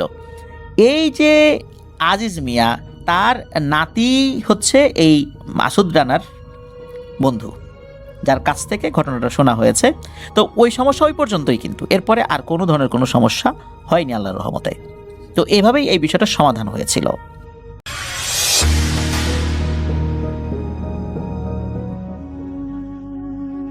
যার ঘটনা শেয়ার করব তার নাম কবির, পেশায় একজন ডোম। তিনি ছোটবেলা থেকেই তার আব্বার সাথে তার এই হাতে খড়ি, কাজ করার হাতে খড়ি। বর্তমানে তিনি একজন পাকাপোক্ত ডোম। অপমৃত্যুতে মরা লাশগুলোই মোরলেস কাটাকাটি করেন তিনি। অনেকবার ভেবেছিলেন যে ছেড়ে দিবে এই পেশা, কিন্তু বাপ দাদার পেশা, তাই ছাড়তে পারেনি। অনেকে হয়তো ভাবে যে এই পেশায় অনেক টাকা, কিন্তু কথাটা একদম ডাহা মিথ্যা কথা। সরকারি স্কেলে এখনো মাস্টার রুলের সামান্য বেতন পান তিনি। আর মৃত্যু যাদের হয়েছে তাদের সেই সব লোকজনের বকশিসের টাকা দিয়ে ডাল ভাত খেয়েই বেঁচে আছেন। শুধু একটা অ্যাডভান্টেজ, মাথার উপর যে ছাদটা আছে সেটা সরকারি ছাদ। ঘটনাটা অনেক আগের বছর, অনেক আগের, কিন্তু তার এখনো মনে হয় ঘটনাটা আসলে ঘটেছে সেদিন তার সাথে। তখন তার বয়স 30-32 বছর। সেদিন রাতের বেলা খাওয়া দাওয়া শেষ করেছেন তিনি এবং সরকারি কলোনি থেকে রওনা দিয়েছেন মেডিকেলের লাশ কাটার যে ঘরটা আছে সেই ঘরের দিকে। আকাশের অবস্থা সেদিন বেশ খারাপ ছিল। সন্ধ্যা রাত থেকেই গুড়ি গুড়ি বৃষ্টি হচ্ছে, আর কেমন যেন শরীরটা সেদিন তার অলস লাগছিল। কিন্তু সময় কাটানোর কোনো উপায় নাই। লাশ কাটানোর কাজ করেন তিনি, খুব আরামের কাজ না। সরকারি কাজ যখন ডাকতে বাধ্য হবে তখন তাকে যেতে বাধ্য, হোক তা রাত 3টা, হোক তা রাত 5টা, কোনো ছুটি নাই। আর ছুটি দিয়েই বা কী করবে? নিজের পরিবারই তো যখন আড়ালে নাক ছিটকায়, সেখানে অবসর কাটানোর চিন্তা করাটা হাস্যকর। তো যত যাই হোক, কাজে যেতে হবে। ঝিরিঝিরি বৃষ্টিতে মাথায় একটা পলিথিন মুড়িয়ে মর্গের দিকে রওনা দিয়েছেন। থানা থেকে 2টো লাশ এসছে, সেগুলোকে কেটে রাতের মধ্যে জমা দিতে হবে। তো যে হাসপাতালের মর্গটা, সেই হাসপাতালটা 250 শয্যা বিশিষ্ট ছিল। তো হাসপাতাল যে জায়গায়, তার শেষ দিকটা ছিল মর্গ বা লাশ কাটার ঘর। এটা একটা একতলা বাড়ি, একতলা, একটা ঘর, একটা রুম। চারপাশে অনেক ছোট বড় গাছগাছালি আছে, বেশ নিরিবিলি পরিবেশ। বাইরে বা আশেপাশে কিছু নিয়ন আলোবাতি আছে, একটা ল্যাম্পপোস্ট আছে, সেটা নষ্ট। কাগজে কলমে 2 জন ডোম থাকার কথা থাকলেও তিনি একাই লাশ কাটেন। তার সাথে একজন অ্যাসিস্ট্যান্ট আছে। জন্য বলার যন্ত্রপাতি দুটোরই ঘাটতি আছে। একটা চাপাতি, ছুরি, হাতুর, বাটাল, এমনকি সার্জিক্যাল ব্লেড দিয়েও রীতিমতো এক প্রকার যুদ্ধ করে সেখানে কাজ করতে হতো। বিদ্যুৎ থাকতো না, ঠিকঠাক নাই বিদ্যুৎ, উন্নত মানের লাইটিং নাই, এইরকমই যাচ্ছে তার ব্যবস্থা, আর এইভাবেই চলছে। তো হাঁটতে হাঁটতে তিনি প্রায় চলে এসছেন এবং চোখের সামনে লাশ কাটার ঘরটা তিনি দেখতে পাচ্ছিলেন। যে বারান্দায় মৃদু আলোর একটা বাল্ব জ্বলছিল, দরজাটা খোলা। তিনি মর্গের ভেতরে প্রবেশ করলেন। সবকিছু গোছানো, স্ট্রেচারের উপরে একটা লাশ রাখা, একজন মহিলার লাশ, আর তার আরেক পাশেই একটা ছোট্ট একটা লাশ, তবে সেটার উপর কাপড় দেয়া। স্ট্রেচারের পাশে কিছু ছুরি চাপাতি রেডি করা। তার অ্যাসিস্ট্যান্ট মালিক সব কিছু রেডি করে রেখেছে, আর সেটা বেশ কাজের। প্রায় বছর খানেক তার সাথে আছে, তাদের কলোনিতে থাকে, বাইরের এলাকায় একটা মেসে থাকে, দৈনিক বেতনভুক্ত। সে, তার বয়স আনুমানিক 23-24 হবে। কখন কোন কাজটা কিভাবে করতে হবে এইটা মালিক একেবারেই পটু, বলতে হয় না বেশি। একটু পরেই লাশ কাটা শুরু করা হবে, কিন্তু মালিক কই, ওকে তো দেখা যাচ্ছে না। তো তিনি ডাক দিলেন, মালিক, এই মালিক, কিরে কই তুই? কাম শুরু করানো লাগবো তো। আরে ওই মালিক না, পোলাটা তো এরকম করে না। তো তিনি যখন সিগারেট ধরিয়ে টানতে টানতে কিছুক্ষণ অপেক্ষা করছিলেন, এর মধ্যেও ছেলেটা আসলো না। 10 মিনিট হয়ে গেল। তো তিনি লাশ কাটা ঘর থেকে বের হয়েছেন পেছন দিকটায় যাওয়ার জন্য, ওকে দেখার জন্য আছে কিনা। অবশ্য পেছন দিকটা কিছুটা ফাঁকা জায়গা পড়ে আছে, সেখানে গাছগাছালি, লাশ কাটা ঘরের ড্রেনের লাইন আর কিছু পুরানো জিনিসপত্র ফেলানো ছাড়া আর কিছু নাই। আসলে ওই দিন কি মনে করে যেন ওই দিকটায় তিনি গেলেন। টিপ টিপ বৃষ্টি মাথায় পড়ছিল, তো এদিক ওদিক তাকালেন, না এখানে তো কিছু নাই। হঠাৎ পেছন দিকে ডাক দিল, ওস্তাদ। তার ভাষ্য মতে তিনি যেহেতু লাশ কাটেন, কিন্তু ভয় তো সবারই থাকে। তো ওই মুহূর্তে, ওই ইনসিডেন্টটা, ওই সিকোয়েন্সে বেশ ভয় পেয়ে গেছিলেন।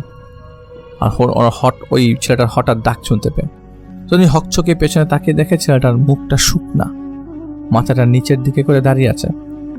তো তিনি রাগ দেখাতে চেয়েও ওর মুখ দেখে রাগ দেখাতে পারেন। তো বলে, কি রে বেটা, কইছিলি? তোরা আমি আজ কখন থেকে ডাকতেছি, আয় কাম শেষ করানো লাগবো। মন খারাপ নাকি তোর? চোখ মুখ এমন বৈশা গেছে কেন? মুখটাও পুরো ফ্যাকাশে, কি হয়েছে ক আমারে? ও কিছু বলল না, চুপচাপ তার সাথে লাশ ঘরে ঢুকে গেল। লাশ কাটার জন্য সব প্রস্তুত। বাইরে তখন তুমুল বৃষ্টি, সেই সাথে বিদ্যুৎ চমকানোর শব্দ। তো তিনি শুরু করলেন লাশ কাটা। প্রথমেই মহিলার লাশটা তিনি কাটছিলেন, একে একে সব পার্ট বাই পার্ট তিনি আলাদা করছিলেন, আর মালিক সেগুলোকে ফরমালিনের মধ্যে রাখছিল। মহিলার বয়স আনুমানিক 30 হবে এবং ঘরের ভেতর ফাঁস দেওয়া অবস্থায় পুলিশ লাশ উদ্ধার করেছে। বডি দেখে বোঝা যাচ্ছিল নিজেই ফাঁসি দিয়েছে, কারণ এইসব বডি দেখলে বোঝা যায় যে কে কিভাবে মারা গেছে, নিজে করেছে কিনা। এটা অনেকটা বোঝা যায়, দেখলেই বোঝা যায় আর কি। শরীরে কোনো আঘাতের আসলে চিহ্ন ছিল না। তো তিনি অন্যদের মতো নেশা করতে পারে না, তার দ্বারা নেশা হয় না। তাই লাশ কাটার সময় নানা কিছু মাথায় আসে। মানুষ কি অদ্ভুত, কত শত অভিযোগ অভিমান নিয়ে নিজের জীবনটা আসলে শেষ করে দেয়। সেই শরীরটা কেটে ক্ষতবিক্ষত করতে হয় তাকে, অথচ এই সময় এই শরীর নিয়ে মানুষের কতই না অহংকার থাকে, গায়ের জোরে কত কিছুই করে বসে। এইসব কিছু চিন্তা আসে মাথায়, যখন এইসব কিছুই আসলে তার মাথায় আসছে যখন তিনি লাশ কাটেন। তো লাশটা কাটা শেষ হলে মালিককে দেয় সেলাই করার জন্য। মালিক স্টিচ করতে শুরু করে। এর মধ্যে বিদ্যুৎ চলে গেছে। এই এক সমস্যা, এখানে হুটহাট বিদ্যুৎ চলে যায়। সোলার দিয়ে একটা আলো আছে, সোলারের আলোটা জ্বলে ওঠে। সোলারের আলো মানে স্বল্প আলোতে মালেক চুপচাপ লাশটা তখন সেলাই করছিল। অন্যদিন মালেক লাশ কাটার সময় বিভিন্ন প্রশ্ন করে, কিন্তু আজ কেমন জানি চুপচাপ, কোনো কথা বলছে না, এক মনে কাজ করে যাচ্ছে। এখানে লাশের যখন সেলাই করা হয় অনেকটা লেপ বালিশ সেলাই করার সময় যেরকম সেলাই হয় সেরকম খুব তাড়াহুড়া করে ধাপ ধাপ করে সেলাই করা হয়। এখানে খুব যত্ন সহকারে আলতো করে সেলাই করা হয় না। তো অনেক প্রশ্ন করে, তো সেরকম প্রশ্ন এবার করছে না, চুপচাপ কাজ করছে। তো তারও শরীরটা কেমন করছিল, এবং সেই বাচ্চার লাশটা না কেটেই হাতটা ধুয়ে বারান্দায় তিনি চলে আসেন। লাশটা কাটেন নাই তিনি। তো একটা সিগারেট ধরান, সিগারেটের ধোঁয়া টানতে টানতে হঠাৎ করে বিদ্যুৎ চমকায়। তো এক পলকের জন্য তিনি দেখেন বারান্দা বরাবর রাস্তার পাশে একটা গাছের নিচে একটা মানুষের অবয়বের মতো ছায়া মাথা নিচু করে বসে আছে, দেখতে অনেকটা মালেকের মতো। তো তিনি সিগারেটটা ফেলে তার হাতের বাটন ফোনটা বের করে লাইট দেয়, কিন্তু আসলে সেই বাটন ফোনটাও মানে সাফিসিয়েন্ট ছিল না, কিছুই দেখা যাচ্ছিল না। বৃষ্টির পরিমাণটা তখন বেড়ে গেছিল, তাই কিছু দেখতে পাচ্ছিলেন না তিনি হাঁক দিলেন, এই এনে কেডা? কোনো সারা শব্দ নেই। একটু ঝুঁকি দিয়ে দেখলেন যে সব ঠিক আছে, তাই তিনি নিজের চোখের ভুল ভেবে মর্গের ভেতর চলে আসে।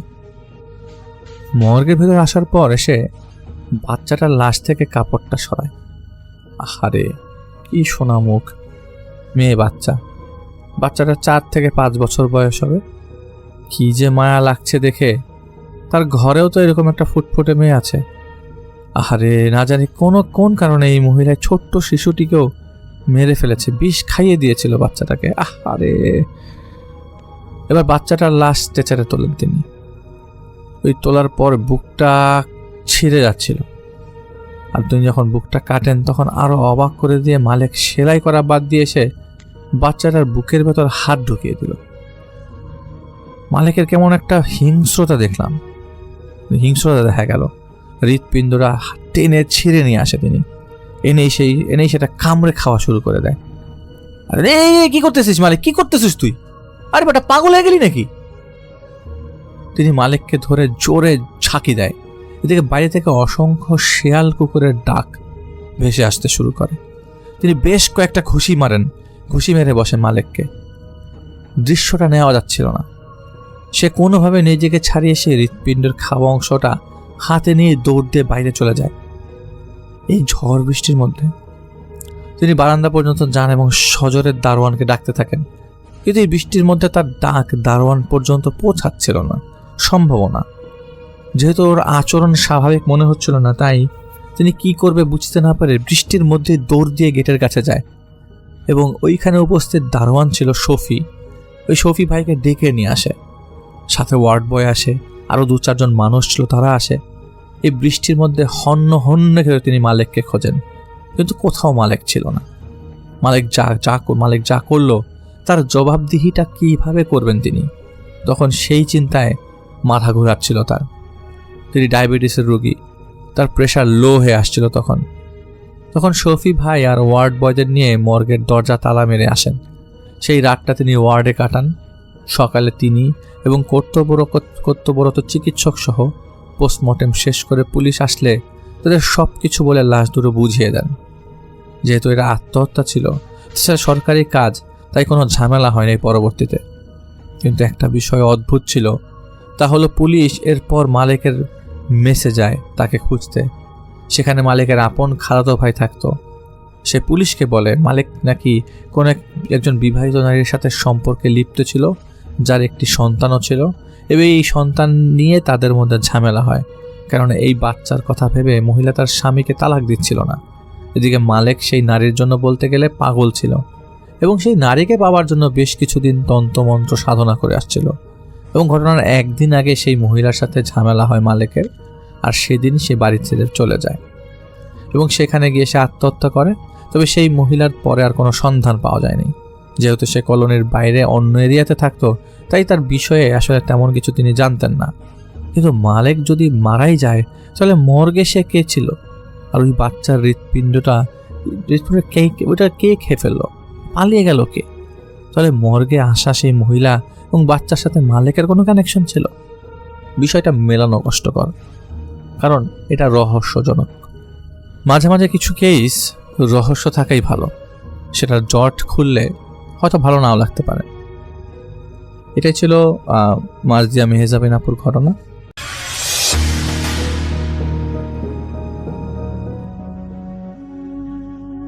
ঘটনাটি ইশরাত আপু তার বাবার কাছ থেকে শুনেছেন, কারণ এটা সত্যতার ব্যাপারে গ্যারান্টি হচ্ছে তার বাবা নিজেই এটার প্রত্যক্ষদর্শী ছিলেন। ঘটনায় যেভাবে তিনি শেয়ার করেছেন সেভাবে বলছি। ঘটনাটা ঘটে আমাদের গ্রামের খালের ওই পারে নূর ইসলাম নামক একজন লোকের সাথে। আমাদের গ্রামের ভেতর শীতলক্ষা নদীর একটা ছোট্ট শাখা নদী ঢুকে পড়েছে, যার কারণে গ্রামটা দুই ভাগে বিভক্ত হয়ে গেছিল। আমরা যেই পারে থাকি সেটাকে বলি এই পার, আর মাঝ দিয়ে শাখা নদী চলে যাওয়ার পরের ভাগকে বলি ওই পার। ওই ঘটনাটি ঘটে খালের ওই পারে। যেহেতু গ্রামে ভ্রাতৃত্ব সম্পর্ক খুব ঘনিষ্ঠ থাকে, সেহেতু বলা চলে খালের এই পার এবং ওই পারের মাঝে একটা খাল থাকা সত্ত্বেও দুই গ্রামের মানুষের মাঝে কোনো ধরনের দূরত্ব ছিল না, এবং খালের মধ্যে একটা বাঁশের সাঁকো নির্মাণ করার কারণে দুই গ্রামে যাতায়াত করা যেত। তো ভিকটিম নূর ইসলামের সাথে আব্বুর পরিচয় এমন যে তারা দুইজনই একই মাদ্রাসাতে পড়ত, এবং সেই সাথে তাদের সম্পর্ক, পরিচয় এবং যোগাযোগ। এবার ঘটনায় যাওয়া যাক। যেহেতু আব্বুর সহপাঠী ছিল, তাই আমি নূর ইসলাম চাচা বলেই সম্বোধন করছি। সেই অনেক দিন হয়ে গেল নূর ইসলাম চাচা মাদ্রাসাতে অনুপস্থিত ছিলেন। যেহেতু কাছাকাছি গ্রামের ছিলেন, তাই আব্বুর মাদ্রাসার ওস্তাদগণ আব্বুকে একটা রেসপন্সিবিলিটি দেন যে নূর ইসলাম চাচার খোঁজ নিয়ে জানো তো তার কী অবস্থা, তিনি মাদ্রাসায় আসছেন না কেন। তো হুজুরের কথা মতো বিকেলের দিকে মাদ্রাসা ছুটি হওয়ার পর আব্বু সাঁকো পার হয়ে খালের ওই পারে যায়। এখানে বোঝার সুবিধার্থে বলছি, আব্বু বর্ণনা দিয়েছিলেন নূর ইসলাম চাচাদের বাড়ির সীমানা অনেকটা গোলাকার। চারিপাশে ছিল বড় বড় নারকেল গাছ, এবং নারকেল গাছ দিয়ে ঘেরাও করা। প্রত্যেকটা গাছেই ঝাঁক ঝাঁক বেঁধে ডাব ধরেছিল, আর আম গাছ ছিল, আমড়া গাছ ছিল। পুরো উঠোন ছিল গোবর দিয়ে লেপানো। মাটির ঘর ছিল, পাশেই ছালার চটের ছাদ দিয়ে মাটির রান্নাঘর, এবং বাথরুম ছিল ঘর থেকে একটু দূরে। আব্বু তাদের বাঁশ দিয়ে বানানো বেড়া পার হয়ে দেখলেন 3 থেকে 4 জন কবিরাজ নূর ইসলাম চাচাকে ঘিরে কি যেন পড়েই যাচ্ছেন। ওনার হাত পা ছিল দড়ি দিয়ে বাঁধা। আব্বু বলছিলেন নূর ইসলাম চাচা নাকি ঝুপটি মেরে বসেছিলেন হাত বাঁধা অবস্থায়, মাথা নিচু আর চোখ বন্ধ, ঘের ঘের করছিলেন। আব্বু নূর ইসলাম চাচার এমন অবস্থা দেখে ওনার মায়ের কাছে যান ঘটনা জানার জন্য। তো নূর ইসলাম চাচার আম্মা কান্না করছিলেন। কাঁদতে কাঁদতে দাদি বলছিলেন যে বাবা কি কমু, বলে আব্বুকে যা যা বলেছিলেন তা ওনার ভাষ্য মতে নূর ইসলাম চাচা একদিন মাদ্রাসা থেকে ফিরতে দেরি করছিলেন বলে ওনার বাবা ওনাকে খুঁজতে বের হয়। দেখেন বাড়ি থেকে একটু এগিয়ে গিয়ে দেখতে পান মাদ্রাসার সব কিতাব খাতা মেলানো, আর নূর ইসলাম চাচা মাটিতে লুটিয়ে পড়েছিলেন। তারপর ওনার আব্বা ওনাকে কোলে তুলে বাসায় আনার পর সবাই ওনার জ্ঞান ফেরার অপেক্ষা করছিলেন। ওনার জ্ঞান ফিরলে উনি আসার পর বলেন, সবাইকে জিজ্ঞেস করে নূর ইসলাম চাচা বলে মাদ্রাসা থেকে ফিরে আসার সময় নাকি একটা শব্দ শুনতে পান, তাকে কে যেন ডাকছে। সেই শব্দ অনুসরণ করতে করতে সামনে এগোতেই দেখেন যে একটা লোক তার সারা গায়ে চোখ এবং 2 হাত বাড়িয়ে তাকে আসতে বলছে। এক তো সারা গায়ে চোখ, তার উপর নাম ধরে সারা গায়ে চোখওয়ালা অবয়বটার কাছে আসার জন্য ডাকছে। এমন অস্বাভাবিক দৃশ্য দেখে তিনি অজ্ঞান হয়ে যান। এরপরে তার আর কিছুই মনে নেই। তার একদিন পর নূর ইসলাম চাচার শরীর খারাপ করে, রাতে তাকে বাথরুমের জন্য উঠতে হয়। মায়ের কষ্ট হবে বলে মাকে আর ডাক দেন নাই। বাথরুম সেরে আসার পর দেখেন একটা বুড়ি মহিলা 2 পায়ের পাতার উপর ভর করে বসা, এবং বসা অবস্থায় কুঁজো হয়ে গুনগুনিয়ে কাঁদছিল। উনি ভয়ে বাথরুমের দরজা থেকে ঘরে ঢোকার সময় দেখেন সেইভাবে বসা অবস্থায় হেঁটে হেঁটে বুড়িটি ওনার কাছে অগ্রসর হলো এবং তাকে তার কাছে আসার জন্য আহ্বান করছিল। এটা দেখে নূর ইসলাম চাচা ফ্রিজ হয়ে যান। সেখানেই এদিকে ওনার আম্মা ওনাকে পাশে না পেয়ে ঘর থেকে বের হন এবং দেখেন নূর ইসলাম চাচা শক্ত হয়ে দাঁড়িয়ে আছেন। তো দাদির কয়েকটা ধাক্কা দেওয়ার পর নূর ইসলাম চাচার হুঁশ হয় এবং দাদিকে ওই বুড়ি মহিলাকে দেখাতে চাইলে দেখেন যে সেখানে কেউ নাই। এরপর থেকে নূর ইসলাম চাচার ভয় আস্তে আস্তে বাড়তে থাকে। উনি খাওয়া ঠিক মতো খেতে পারছিলেন না, ভয়ে ঘুমাতে পারছিলেন না, শরীর খারাপ হবার কারণে, খারাপ স্বপ্নের কারণে। উনি স্বপ্নে শুধু দেখতেন চোখ আর চোখ। এমনকি উনি ভয় পেতেন বলে ওনার আম্মা ওনার সাথে ঘুমাতেন। উনি ওনার আম্মার সারা গায়েও চোখ দেখতে পেতেন, চিৎকারে দিয়ে উঠতেন। তিনি স্বপ্নে আরও দেখতেন উনি ফাঁসি নিতে যাচ্ছেন। ওনার এমন একটা অনুভব হতো স্বপ্নের মধ্যে যে ফাঁসি নিলে অনেক শান্তি, কোনো কষ্ট নেই, সারা জীবনের জন্য মুক্তি। এটা খুব প্রশান্তিময় স্বপ্ন থাকত। এমন দেখানো হতো তাকে স্বপ্নের মধ্যে যে ওনার বাবা মা অনেক খারাপ। ওনার বাবা মায়ের সাথে জড়িত সব খারাপ মেমোরিজগুলোই তাকে তুলে ধরত। স্বপ্নে দেখানো হতো ফাঁসি নেওয়ার জন্য প্ররোচনা দেওয়া হতো, অথচ উনি ছোট মানুষ ছিলেন, এমন অনুভূতি হওয়ার প্রশ্নই আসে না, হোক সেটা স্বপ্নেই, বিশেষ করে সেটা যদি হয় দুঃখ কষ্ট থেকে মুক্তি পাবার স্বপ্ন। তা কোনোভাবেই সম্ভব নয়। এরই মাঝে উনি আরেকদিন উঠোনে বসেছিলেন একা একা। হঠাৎ দেখেন একটা আগুনের গোলা তাদের নারকেল গাছ থেকে ঘুরে ঘুরে এসে ওনার সারা গায়ে ঘুরপাক খেয়ে ওনার গায়ে আগুনটি ধরে যায়। উনি মাটিতে দাপড়াদাপড়ি শুরু করেন। ওনাদের উঠোনেই দাপড়াদাপড়ি করছিলেন। ওনার মা রান্নাঘর থেকে ওনার দাপড়াদাপড়ি দেখে ছুটে এসে দেখেন উনি কষ্টে কাতরাচ্ছেন। ওনার মা জিজ্ঞেস করলে উনি বলেন, আমাকে আগুনে ধরেছে, তুমি দেখো না, আমার আগুন নিভাও, পানি ঢালো। তারপর তিনি কাতরাতে কাতরাতে অজ্ঞান হয়ে যান। নূর ইসলাম চাচার এমন আচরণ দেখে ওনার পরিবার বেশ চিন্তিত হয়ে পড়ে। ওনাকে মাদ্রাসা যাওয়া থেকে কিছুদিন বিরত রাখেন, কারণ ছোট মানুষ একা মাদ্রাসায় গেলে যদি কোনো বিপদ আসে। এর কিছুদিন যাওয়ার পর পরিবারের কথায় নূর ইসলাম চাচা আবারও মাদ্রাসায় যাওয়ার সিদ্ধান্ত নেন, কারণ অলরেডি অনেক দিন হয়ে গেছে, পড়ার ক্ষতি হচ্ছিল। তো একদিন আবারও মাদ্রাসায় যান এবং মাদ্রাসা থেকে ফেরার সময় নাকি দেখেন ওনাকে ঠিক আগের মতোই কেউ একজন ডাকছে, ঠিক একই সারা গায়ে চোখওয়ালা লোক। তিনি তো এতদিন যাবৎ ভয় পেয়ে আসছিলেন স্বপ্নে এই সারা গায়ে চোখওয়ালা লোকটাকে দেখে, আবার ঘুম ঠিকভাবে হচ্ছিল না, তার উপর ছোট মানুষ, তাই এই অবয়বটাকে তিনি তার সামনে এইভাবে ডাকতে দেখে আবার অজ্ঞান হয়ে যান।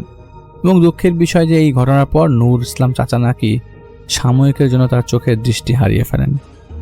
ঠিক সেই দিনের রাতেই নূর ইসলাম চাচা নাকি ঘর থেকে বের হয়ে যাওয়ার জন্য পাগলামি শুরু করে দিয়েছিলেন। ওনাকে কোনোভাবেই থামানো যাচ্ছিল না। উনি স্বাভাবিক অবস্থায় চোখে দেখতে না পেলেও ওনার যখন হুঁশ থাকতো না এবং পজেসড অবস্থায় ছিলেন, তখন ওনাকে নাকি থামানো যেত না, ওনার অ্যাক্টিভিটি শুরু হয়ে যেত। অবশেষে উপায় না পেয়ে ওনার হাত পা বেঁধে ফেলতে হতো। এবং পরের দিন, অর্থাৎ যেদিন আব্বু ওনার খোঁজ নিতে যান, ঠিক সেদিনই কবিরাজ ডাকা হয়। এই ঝাড়ফুঁকের মাঝেই নাকি নূর ইসলাম চাচার হাত যেই রশি দিয়ে বাঁধা ছিল সেটা ছিঁড়ে যায় এবং উনি নাকি পিলপিলিয়ে তাদের বাড়ির আম গাছে উঠে যান। ওনাকে ধরার জন্য নাকি 5 থেকে 6 জন সেই আম গাছে ওঠে এবং আব্বুর সামনে নাকি সেই 5 থেকে 6 জন নূর ইসলাম চাচা আম গাছের ডাল ভেঙে পড়ে যান এবং সেইখান থেকে উঠে নাকি নূর ইসলাম চাচা একটা হাঁটা দেন। এখন গ্রামের মানুষ জিনে ধরা রোগী দেখার জন্য কেমন ভিড় করে সেটা সবারই জানা। তার উপর 3 থেকে 4 জন কবিরাজ এসছে জিন ছাড়াতে। এমন দৃশ্য তো কেউ মিস করবে না, ভিড় লেগেছিল। নূর ইসলাম চাচার হাত নাকি বাঁধা অবস্থায় ছুটে যাওয়ার পরপরই সবাই ছুটে ছোটাছুটি লাগিয়ে দেয় আতঙ্কে ভয়। আব্বু বলেছিলেন একটা বাঘ চলে আসলে মানুষের মাঝে যেমন আতঙ্ক চলে আসে, ঠিক সেইভাবেই সবাই ভয়ে নূর ইসলাম চাচাকে দেখে আবারও পালিয়ে যাচ্ছিলেন। যেহেতু আব্বু তখন ছোট ছিল, তাই সবাইকে এইভাবে ভয়ে পালাতে দেখে আব্বু নাকি ভয়ে পালিয়ে ওনাদের বেড়ার ভেতরে লুকিয়েছিলেন। হইচই লেগে গেছিল আর আব্বুর অবস্থা ভয়ে নাজেহাল, চোখ বন্ধ করে লুকিয়েছিলেন। তারপর হঠাৎ নাকি নূর ইসলাম চাচা ঠিক সেই মুহূর্তটাতেই বেড়ার ভেতর দিয়ে উকিয়ে বলেন, কিরে মৌলবি। আব্বু বেশ ভয় পেয়ে যায়, কোনো মতে বাড়ি ফিরে যায়। অবশেষে কিছুদিন পর আব্বু জানতে পারেন নূর ইসলাম চাচা একদল নষ্ট জিনের নজরে পড়েছিলেন। সেই জিনদের দলের মধ্যে একজন সদস্যের ব্যাপারেও জানতে পারেন গ্রামবাসীদের থেকে, যে তাদের মধ্যে একজন বৃদ্ধ মহিলার কারিন জিনও ছিল। ওই মহিলাটা নাকি সংসারের অভাবের কষ্টের আগের যুগে আর কি, যেই ধান ভাঙার যন্ত্র ছিল সবার ঘরে ঘরে, সেটার সাহায্য নিয়ে আত্মহত্যা করেছিলেন এবং তারই কারিন জিন একই দল দুষ্ট জিনদের সদস্য ছিলেন। আর বিশেষ করে উনি মাদ্রাসার ছাত্র ছিলেন বলে ওনাকে বেশি ভয়ে পোহাতে হয়েছিল। যেন উনি দিন থেকে বঞ্চিত হতে পারেন, আলিম না হতে পারেন ইত্যাদি কারণে। এগুলো আব্বু পরে জানতে পেরেছিলেন গ্রামের মানুষের কাছে। পরিশেষে যা হয়, আল্লাহর রহমতে কিছুদিন পর ওনার দৃষ্টি ফিরে আসে। উনি কিছুদিন পর নর্মাল জীবনে ফিরে আসেন, সেটাও বেশ কিছুদিন পর। ইশরাত আপুকে অনেক অনেক ধন্যবাদ তার ঘটনার জন্য।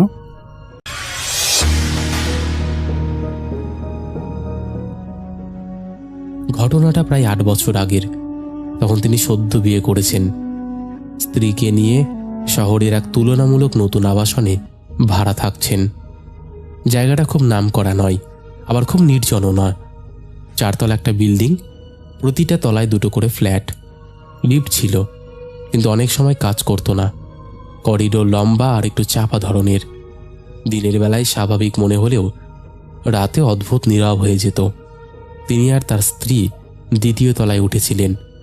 ফ্ল্যাটটা পরিষ্কার, রং করা, জানালায় গ্রিল, কাঠের মজবুত দরজা, আর দরজার পাশে একটা সাধারণ ইলেকট্রনিক কলিং বেল।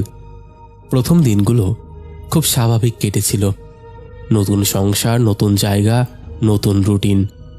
অফিস থেকে ফিরে তিনি চা খেতেন, টিভি দেখতেন, তারপর রাতের খাবার খেয়ে ঘুমিয়ে পড়তেন। কিন্তু ফ্ল্যাটে ওঠার 4র্থ বা 5ম রাত থেকে একটা অদ্ভুত ঘটনা শুরু হয়। সেদিন রাত প্রায় 2টো নাগাদ হঠাৎ কলিং বেল বেজে ওঠে। খুব জোরে না, একবার টুং করে। ঘুমের মধ্যে প্রথমে বুঝতে পারেননি, কিন্তু দ্বিতীয়বার বেজে উঠতেই তিনি উঠে বসেন। স্ত্রীও জেগে ওঠেন। এত রাতে কে আসতে পারে, এই ভেবেই তিনি দরজার দিকে এগিয়ে যান। পিপহোল দিয়ে তাকিয়ে দেখেন করিডোর ফাঁকা, লাইট জ্বলছে, কিন্তু কাউকে দেখা যাচ্ছে না। তবুও নিশ্চিত হতে দরজা খুলে বাইরে বের হন। লিফটের সামনে পর্যন্ত যান, সিঁড়ির দিকে তাকান। কোনো শব্দ নেই, কোনো পায়ের আওয়াজ নেই। তিনি ভেবেছিলেন হয়তো কেউ ভুল করে বেল চেপে পালিয়েছে, তাই বিষয়টা নিয়ে বেশি ভাবেননি। কিন্তু পরের রাতেই একই সময়ে প্রায় 2:10 আবার একইভাবে বেলটা বেজে ওঠে। এবার তিনি সঙ্গে সঙ্গে দরজায় না গিয়ে কয়েক সেকেন্ড অপেক্ষা করেন যদি আবার বাজে, কিন্তু না, একবারই বেজে থেমে যায়। দরজা খুলে দেখেন আবারও কেউ নেই। পরদিন সকালে পাশের ফ্ল্যাটের বৃদ্ধা মহিলাকে জিজ্ঞেস করলে তিনি বলেন তিনি কিছু শোনেননি, বরং অবাক হয়ে বলেন এত রাতে কেউ আসবে কেন। তখনও তিনি ভেবেছিলেন হয়তো বেলের সুইচে সমস্যা, তাই একদিন অফিস থেকে ফিরে ইলেকট্রিশিয়ান ডেকে আনেন। সে এসে বেল খুলে দেখে, তার পরীক্ষা করে, বলে সব ঠিক আছে, কোনো শর্ট সার্কিট নেই, সুইচে কোনো ঢিলা নেই। তখন তিনি একটু অস্বস্তি বোধ করলেও যুক্তি দিয়ে নিজেকে বোঝান যে হয়তো কারোর দুষ্টুমি। কিন্তু 3য়, 4র্থ, 5ম রাতেও একই ঘটনা ঘটতে থাকে। কখনো ঠিক 2টোই, কখনো 1:50, কখনো 1:55, কখনো 2:30টায়, কিন্তু প্রতিবারই একবার টুং করে, আর প্রতিবারই দরজা খুলে কাউকে পাওয়া যায় না। ধীরে ধীরে এই বিষয়টা তাদের দৈনন্দিন জীবনে প্রভাব ফেলতে শুরু করে। স্ত্রী রাতে ঠিকমতো ঘুমোতে পারতেন না, একটু শব্দ হলেই আঁতকে উঠতেন। তিনি নিজেও গভীর ঘুমে যেতে পারতেন না, মনে হতো কখন আবার বেল বাজবে। একদিন সিদ্ধান্ত নেন বাইরে যে বেল সুইচ আছে সেটাই খুলে ফেলবেন। আবার ইলেকট্রিশিয়ান ডেকে এনে বলেন পুরো সুইচটা খুলে দিতে। ইলেকট্রিশিয়ান সুইচ খুলে তার আলাদা করে টেপ দিয়ে মুড়ে দেন, বলে এখন বাইরে থেকে বেল বাজানোর কোনো উপায় নেই। সেদিন রাতে তারা কিছুটা নিশ্চিন্ত মনে ঘুমোতে যান। কিন্তু রাত 2:10 আবার সে একই শব্দ, টুং। একবার পরিষ্কার, যেন স্বাভাবিকভাবেই কেউ বেল চেপেছে। তিনি লাফিয়ে উঠে বসেন। কয়েক সেকেন্ড বোঝার চেষ্টা করেন তিনি স্বপ্ন দেখছেন কিনা, কিন্তু স্ত্রীও তখন সোজা হয়ে বসে আছেন, তার চোখে স্পষ্ট আতঙ্ক। এবার দরজা খোলার আগে তিনি অনেকক্ষণ পিপহোল দিয়ে তাকিয়ে থাকেন, প্রায় 1 মিনিট। তবুও কাউকে দেখা যায় না। দরজা খুলে করিডোরে বেরিয়ে এসে নিচে তাকান, উপরে তাকান, নিস্তব্ধতা ছাড়া কিছুই নেই। এই ঘটনার পর তিনি বিল্ডিংয়ের কেয়ারটেকারের সঙ্গে কথা বলেন। কেয়ারটেকার প্রথমে বিষয়টা এড়িয়ে যেতে চাইলেও পরে ধীরে ধীরে বলেন আগের যে ভাড়াটিয়া এই ফ্ল্যাটে থাকতেন তিনি একা মহিলা ছিলেন, খুব বেশি মেলামেশা করতেন না, নাকি মাঝে মধ্যে রাতে দরজা খুলে দেখতেন কেউ বেল বাজিয়ে পালিয়ে যাচ্ছে। কিন্তু সিসিটিভি না থাকায় কিছু প্রমাণ করা যায়নি। তারপর একদিন হঠাৎ তাকে ঘরের ভেতরে মৃত অবস্থায় পাওয়া যায়। ডাক্তার এসে বলেন স্বাভাবিক মৃত্যু। কিন্তু সেই ঘটনার পর অনেকেই নাকি এই ফ্ল্যাট নিতে চায়নি। এই কথা শোনার পর তার ভেতরে এক ধরনের চাপা ভয় তৈরি হয়। যদিও তিনি যুক্তিবাদী মানুষ, তবুও যখন বারবার একই সময়ে একইভাবে বেল বাজতে থাকে আর বাইরে কোনো সুইচ নেই, তখন যুক্তি খুঁজে পাওয়া কঠিন হয়ে পড়ে। এক রাতে তিনি ঠিক করেন বেল বাজলে দরজা খুলবেন না, শুধু ভেতর থেকে শুনবেন। সেদিন রাতেও নির্দিষ্ট সময়ে বেল বেজে ওঠে, কিন্তু তিনি দরজা খোলেন না। কয়েক সেকেন্ড পর মনে হয় যেন দরজার ওপাশে খুব হালকা করে কারোর পায়ের শব্দ, যেন কেউ দাঁড়িয়ে আছে। তারপর নিস্তব্ধতা। তিনি সাহস করে দরজা না খুলে সোজা জানালার কাছে গিয়ে বাইরে তাকান, কিন্তু করিডোরে তো জানালা নেই, সবই বন্ধ দেওয়াল। পরদিন থেকে স্ত্রী অনুরোধ করতে থাকেন যেন অন্য ফ্ল্যাট খোঁজা হয়, কারণ তার মনে হচ্ছিল যাই হোক না কেন এই বাড়িতে কিছু একটা অস্বাভাবিক আছে। তিনি কয়েকদিন চেষ্টা করেন বিষয়টাকে উপেক্ষা করতে, কিন্তু যখন এক রাতে বেল বাজানোর পর দরজার নিচের ফাঁক দিয়ে হালকা ছায়া নড়তে দেখেন, তখন তিনি সত্যিই ভয় পেয়ে যান। যদিও নিশ্চিত হতে পারেননি সেটা আলো আঁধারের খেলা নাকি সত্যিই কেউ ছিল। এরপর টানা 3 রাত বেল বাজেনি। তারা ভেবেছিল হয়তো সব শেষ হয়ে গেছে, হয়তো বৈদ্যুতিক লাইনের কোনো সমস্যা ছিল যা নিজে থেকেই ঠিক হয়ে গেছে। কিন্তু চতুর্থ রাতে আবার একই সময়ে বেল বাজে। এই শব্দটা যেন একটু দীর্ঘ, যেন আঙ্গুল একটু বেশি সময় ধরে চেপে রাখা হয়েছে। তিনি দরজার কাছে গিয়ে দাঁড়িয়ে ভেতর থেকে জোরে বলেন, কে রে, কে? কোনো উত্তর আসে না। আবার বলেন, কি আছেন বলুন তো, হ্যাঁ কে? তবুও নিস্তব্ধতা। সেই মুহূর্তে তার মনে হয় দরজার ওপাশে কেউ নেই, তবুও এক ধরনের উপস্থিতি আছে, যেন কেউ অপেক্ষা করছে তিনি দরজা খুলবেন কিনা। কিন্তু তিনি দরজা খোলেন না। প্রায় 5 মিনিট পর আবার একবার খুব আস্তে টুং শব্দ হয়, তারপর সব চুপচাপ। এই ঘটনার পর তিনি সিদ্ধান্ত নেন আর দেরি করা যাবে না, অন্য জায়গায় ফ্ল্যাট খুঁজতে শুরু করতে হবে। 1 সপ্তাহের মধ্যে তিনি নতুন জায়গা ঠিকও করে ফেলেন। যাওয়ার আগে রাত পর্যন্ত আর কোনো বেল বাজেনি, যেন হঠাৎ করেই সব থেমে গেছে। যাওয়ার দিন মালপত্র গুছিয়ে তারা যখন দরজায় তালা দিচ্ছিলেন, তখন তার মনে হচ্ছিল কেউ যেন ভেতর থেকে তাকিয়ে আছে, যদিও সেটা নিছকই অনুভূতি হতে পারে। তালা লাগিয়ে যখন তিনি করিডোরে পা বাড়ান, তখন খুব স্পষ্ট করেই বুঝতে পারেন যে কারোর একটা উপস্থিতি আছে। তিনি আর ফিরে তাকাননি, দ্রুত সিঁড়ি দিয়ে নেমে যান। পরে বহুবার তিনি চেষ্টা করেছেন যুক্তি দিয়ে বিষয়টা বোঝার। হয়তো ভেতরের কোনো লুজ কানেকশন ছিল, হয়তো পাশের ফ্ল্যাটের কোনো বেল ভুল করে তাদের সঙ্গে বা তাদের ফ্ল্যাটে বা তাদের ঘরে সংযুক্ত ছিল, হয়তো ক্লান্তি আর দুশ্চিন্তা মিলে কানে ভুল শব্দ এসেছে। কিন্তু একাধিকবার স্ত্রী একই সময়ে একই শব্দ শুনেছেন, বাইরে সুইচ খুলে ফেলার পরও বেল বাজা, আর শেষ দিনের সেই তালাবদ্ধ অবস্থায় শব্দ শোনা। এই কয়েকটি প্রশ্নের উত্তর তিনি আজও পাননি। এখন তিনি অন্য জায়গায় থাকেন, বহু বছর কেটে গেছে, জীবনে আর কখনো এমন অভিজ্ঞতা হয়নি। এই ঘটনাটা একেবারে সত্যি, যার কোনো স্পষ্ট ব্যাখ্যা আমার কাছে নেই। আমি জানি না এটা নিয়ে লোকে হাসাহাসি করবে কিনা, সেই কারণেই আমি আমার নামটা এখানে প্রকাশ করছি না। কারণ ভৌতিক কথা আমার পরিচিত অনেক মানুষ শোনে, আমি নামটা বললে আর জায়গার নামটা বললে তারা বুঝতে পারবে ঘটনাটা কে পাঠিয়েছে। তাই আমি আমার নামটা প্রকাশ করতে চাইছিলাম না, আর তুমি প্লিজ নামটা প্রকাশ করো না। তো এই ছিল ঘটনা। যদি ভালো লাগে অবশ্যই পড়ে শুনিও। আমি অপেক্ষায় থাকবো ঘটনাটা তোমার কণ্ঠে শোনার জন্য। ভালো থেকো। তো বন্ধুরা, এই ছিল আমাদের আজকের দ্বিতীয় ঘটনা। আমি জানি তোমাদের ভালো লাগবেই, কারণ এইরকম রহস্যময় ঘটনা শুনতে তোমরা খুব ভালোবাসো। আমি জানি তোমরা লাইক, কমেন্ট, শেয়ার করে দিয়েছো, সাবস্ক্রাইব করে দিয়েছো, কারণ খুব তাড়াতাড়ি আমাদের 1 লক্ষ পরিবার কমপ্লিট করতে হবে, আর আমি জানি তোমরা সেই মিশনে লেগে পড়েছো। আমাদের এই আর্মি লেগে পড়েছে কি করে 1 লক্ষ সাবস্ক্রাইবারে বা 1 লক্ষ পরিবারে পৌঁছানো যায়। কারণ আমি আমার অ্যানালিটিকেই সেটা দেখতে পাচ্ছি। তোমরা এভাবেই বেশি বেশি করে সাবস্ক্রাইব করো, যাতে আমাদের এই পরিবার খুব তাড়াতাড়ি 1 লক্ষ মাইলস্টোনটা অ্যাচিভ করতে পারে। যাই হোক, সমস্ত ঘটনার ঊর্ধ্বে একটা কথা আমি না বললেই না, সেটা হচ্ছে ভৌতিক কথা কোনো রকম অন্ধবিশ্বাস, কোনো রকম কুসংস্কার বা কোনো রকম নেগেটিভিটিকে প্রশ্রয় দেয় না। ভৌতিক কথার কাজ শুধুমাত্র মানুষের জীবনে ঘটে যাওয়া ঘটনা সকলের সামনে তুলে ধরা, নচেত আর কোনো উদ্দেশ্য নেই। তাই যারা বিশ্বাস করছো না তারা এগুলোকে এন্টারটেন হিসেবেই নিয়ে নাও বা এন্টারটেনমেন্টের জন্য নিয়ে নাও। চলো এবার আমরা শুরু করে দেই পরের ঘটনা। ঘটনাটা শীতের শেষের দিককার। রাত প্রায় 12:30টার সময় হাসপাতাল থেকে ফোন আসে। একটা ছোট্ট নার্সিংহোমে মৃত্যু হয়েছে, সেখান থেকে মৃতদেহ নির্দিষ্ট ঠিকানায় পৌঁছে দিতে হবে। এ ধরনের কেস তার কাছে নতুন ছিল না। রাতের ডিউটিতে মাঝে মধ্যে এমন কল আসতো।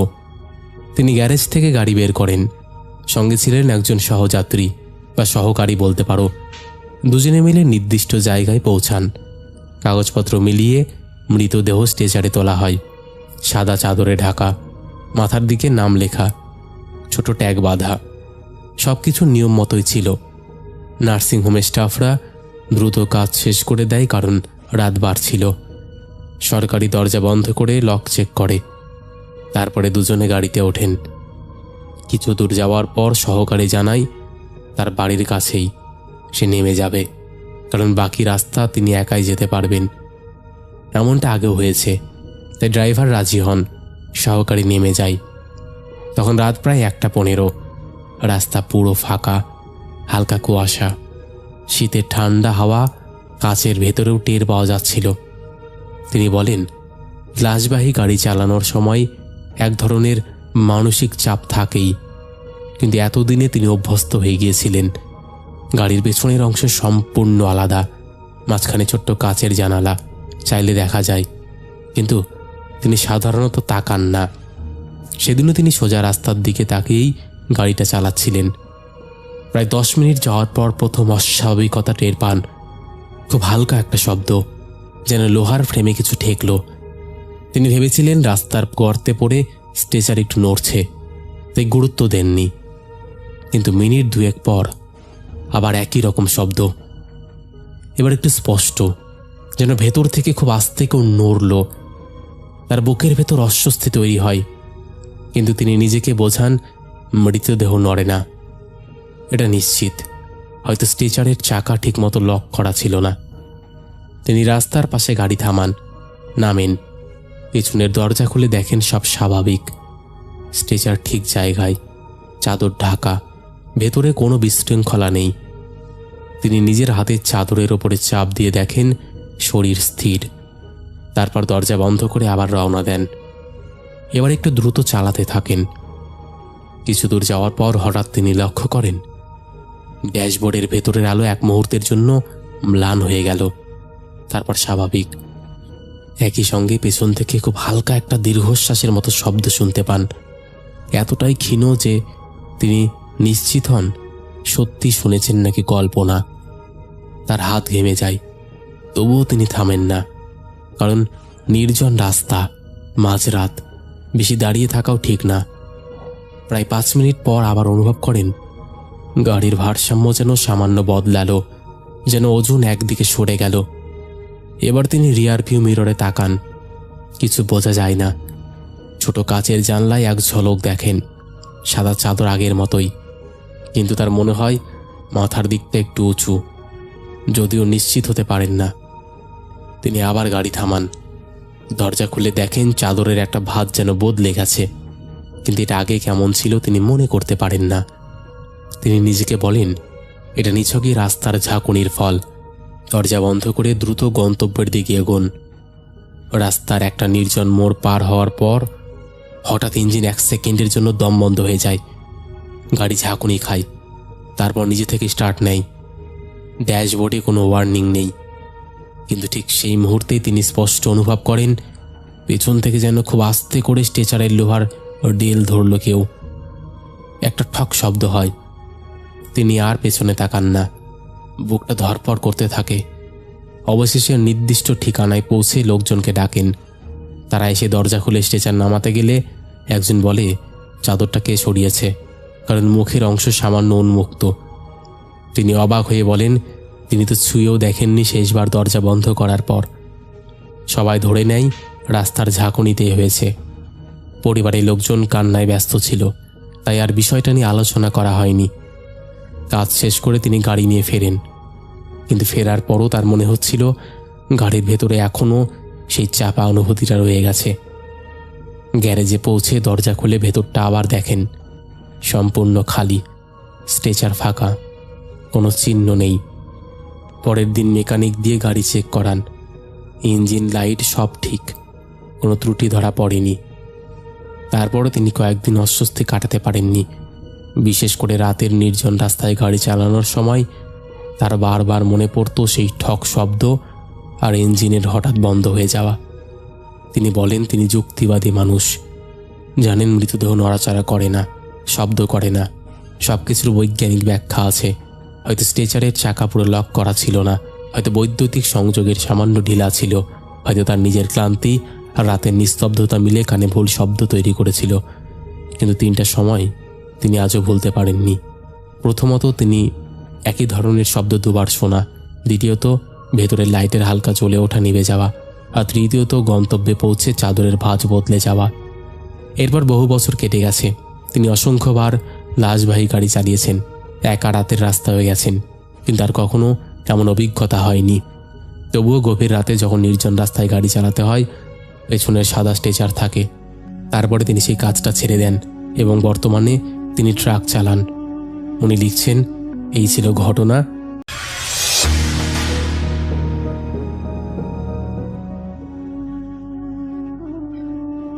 আসসালামু আলাইকুম ভাইয়া, কেমন আছেন? ভাইয়া, রাত যখন গভীর হয়, চারপাশ যখন নিস্তব্ধতায় একদম ডুবে যায়, তখন আমাদের চেনাই পৃথিবীটাই কেমন যেন অচেনা হয়ে ওঠে। আমরা ভাবি আমরা একা, কিন্তু আসলে কি আমরা একা, নাকি অন্ধকারের আড়াল থেকে কেউ একজন প্রতিক্ষণ আমাদের উপর নজর রাখছে? আজ আপনাদেরকে এমন একটা সত্য ঘটনা শোনাবো, যা শোনার পর হয়তো আজ রাতে আপনার ঘরের লাইটটা বন্ধ করতে ভয় পাবেন।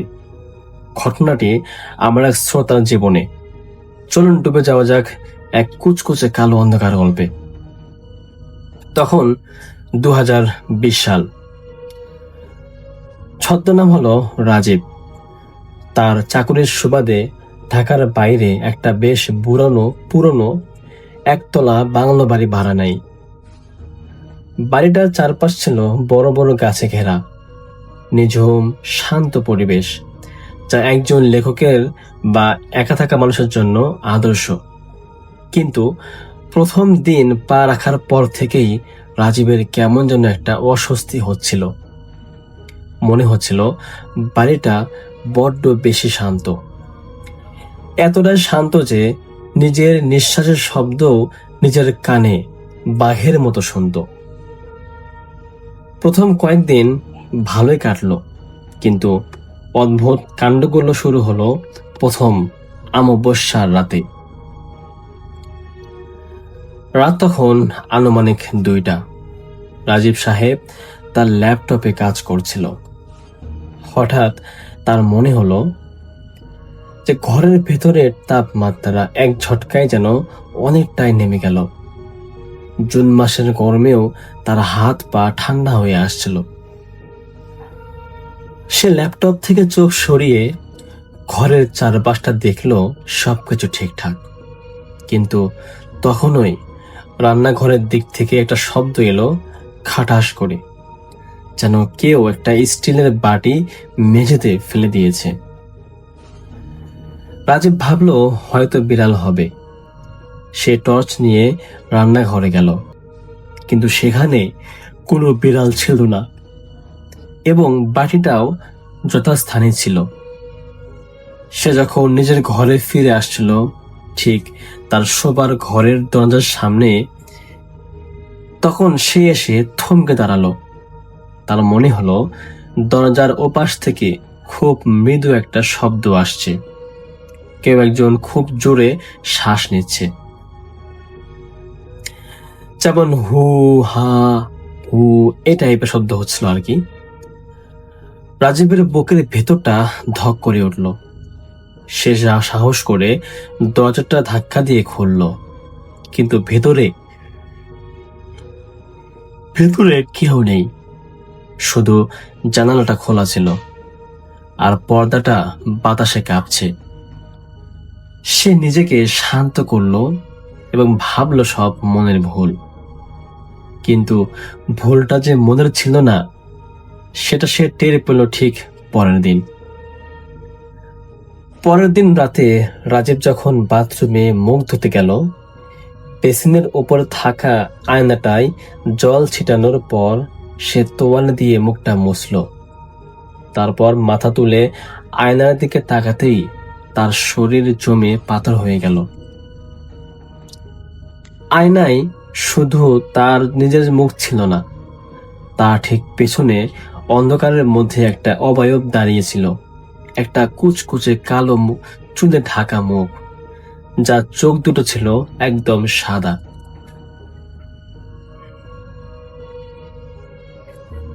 যার চোখে কোনো প্রকার মনে ছিল না।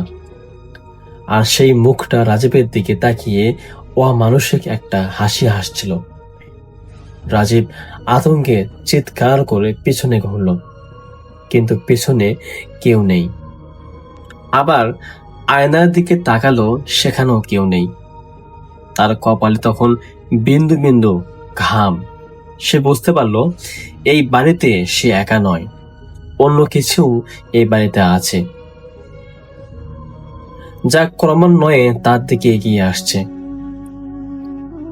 ঘটনার চরম পর্যায়ে এলো তার ঠিক 3 দিন পর। সেদিন রাত থেকেই বাহিরে প্রচন্ড বৃষ্টি হচ্ছিল।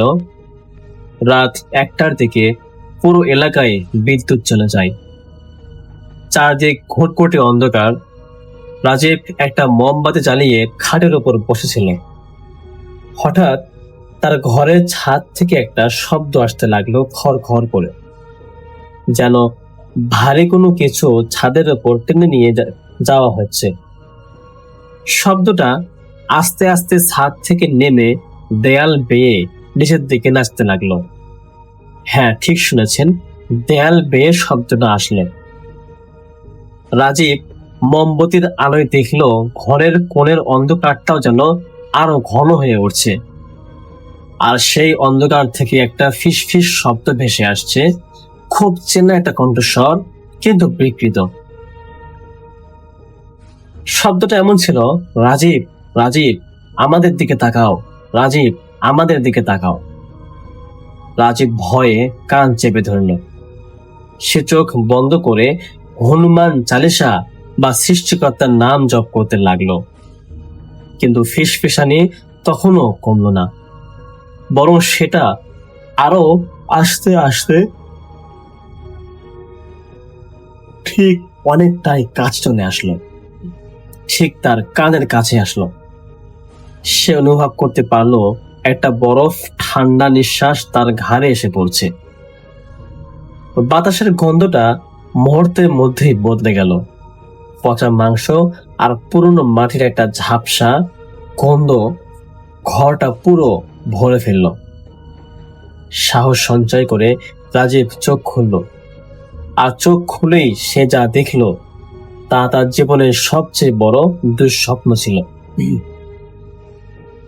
তার খাটের ঠিক ওপরের সিলিং থেকে উল্টো হয়ে একটা শরীর ঝুলে আছে। তার হাত পা গুলো অদ্ভুত কোনো বাঁকানো, লম্বা লম্বা চুলগুলো নিচের দিকে ঝুলছে, আর সেই চুলগুলোর ফাঁক দিয়ে দুটো জল জল লাল চোখ সরাসরি রাজীবের দিকে তাকিয়ে আছে। তার মুখটা আস্তে করে হা হতে লাগলো। চোয়ালটাও ঝুলে গেল প্রায় বুক পর্যন্ত। সেখান থেকে লালা ঝরছিল। সে তার কুৎসিত কালো হাতটা রাজীবের বুকের দিকে বাড়িয়ে দিল, কিন্তু রাজীব আর পারল না। সে তার জীবনের সর্বোচ্চ শক্তি দিয়ে একটা চিৎকার দিল এবং খাট থেকে লাফ দিয়ে অন্ধকারের মধ্যেই দরজার দিকে দৌড় দিল। পিছন থেকে একটা বিকট আনুমাসিক হাসি দিল। হাসির শব্দে সারা বাড়িতে প্রতিধ্বনি হচ্ছিল। সে মেইন দরজা খুলে ঝড়ের মধ্যেই উঠোনে এসে আছাড় খেয়ে পড়ল। সে আর পেছনে ফিরে তাকায়নি। সে রাতে প্রতিবেশীরা তাকে উদ্ধার করে। রাজীব বেঁচে গিয়েছিল। ঠিক পরের দিন সে দিনের আলোয় তার সব জিনিস নিয়ে সে বাড়ি ছেড়ে চলে আসে। পরবর্তী জানা যায়, ওই বাড়িতে বহু বছর আগে এক নিঃসঙ্গ মানুষের রহস্যময় মৃত্যু হয়েছিল, যার লাশটা পাওয়া গিয়েছিল ঘরের সিলিং ফ্যানের সাথে ঝুলন্ত অবস্থায়, ঠিক উল্টো হয়ে। রাজীব হয়তো বেঁচে গেছে, কিন্তু আজও কোনো অমাবস্যার রাতে বিদ্যুৎ চলে গেলে রাজীব আর একা ঘুমাতে পারে না। তার মনে হয় অন্ধকার ঘরের সিলিং থেকে কেউ একজন উল্টো হয়ে তার দিকে তাকিয়ে ফিস ফিস করে বলছে, রাজীব, আমার দিকে তাকাও। যাই হোক ভাইয়া, আজকের গল্পটা এখানে শেষ। কেমন লাগলো আজকের ঘটনাটি? আপনারা অবশ্যই একটি নিশুতি রাতের অভিজ্ঞতা আছে, কমেন্ট করে আমাদের জানাবেন। আর হ্যাঁ, ঘুমানোর আগে আপনার ঘরের জানালাটা ভালো করে বন্ধ করেছেন তো একটু চেক করে নিন। কে জানে, হয়তো কেউ আপনার অপেক্ষায় অন্ধকারে দাঁড়িয়ে আছে। দেখা হচ্ছে পরবর্তী কোন এপিসোডে। আজকের মতো এখানে বিদায়। আল্লাহ হাফেজ। কোনোদিন কোনো অলৌকিক আলো বা ছায়া কিংবা সে রহস্যময় ঝুনঝুনির শব্দ শোনা যায়নি। সবকিছু চিরতরে শান্ত হয়ে গিয়েছিল। পরবর্তী সময়ে ওনাদের সেই দ্বিতীয় মেয়েটিও সুস্থভাবে বড় হয় এবং ধুমধাম করে ওনার বিয়ে হয়ে যায়। বর্তমানে অবশ্য লোকমান ভাইয়েরা সেই পুরনো বাড়িটি বিক্রি করে দিয়ে অন্য এলাকায় চলে গেছেন এবং সেখানেই সুখে আছেন। আজকের গল্পটি একটি সম্পূর্ণ সত্যি এবং সত্য ঘটনা। এই ঘটনা যতটুকু আমি নিজে দেখেছি তার চেয়েও বেশি আমার মা বাবার মুখ থেকে নিখুঁতভাবে শুনেছি। আমাদের এলাকার পুরনো মুরব্বী যারা আছেন তারা সবাই এই অলৌকিক ঘটনাটি খুব ভালো করে জানেন। হয়তো আমি গুছিয়ে লিখতে পারিনি, তবে ঘটনাটি শতভাগ সত্য। ভালো লাগলে শ্রোতাদের অবশ্যই পড়ে শোনাবেন। আমার কাছে এমন আরও কিছু সত্য ঘটনা রয়েছে, সময় সুযোগ বুঝে পরে পাঠিয়ে দেব।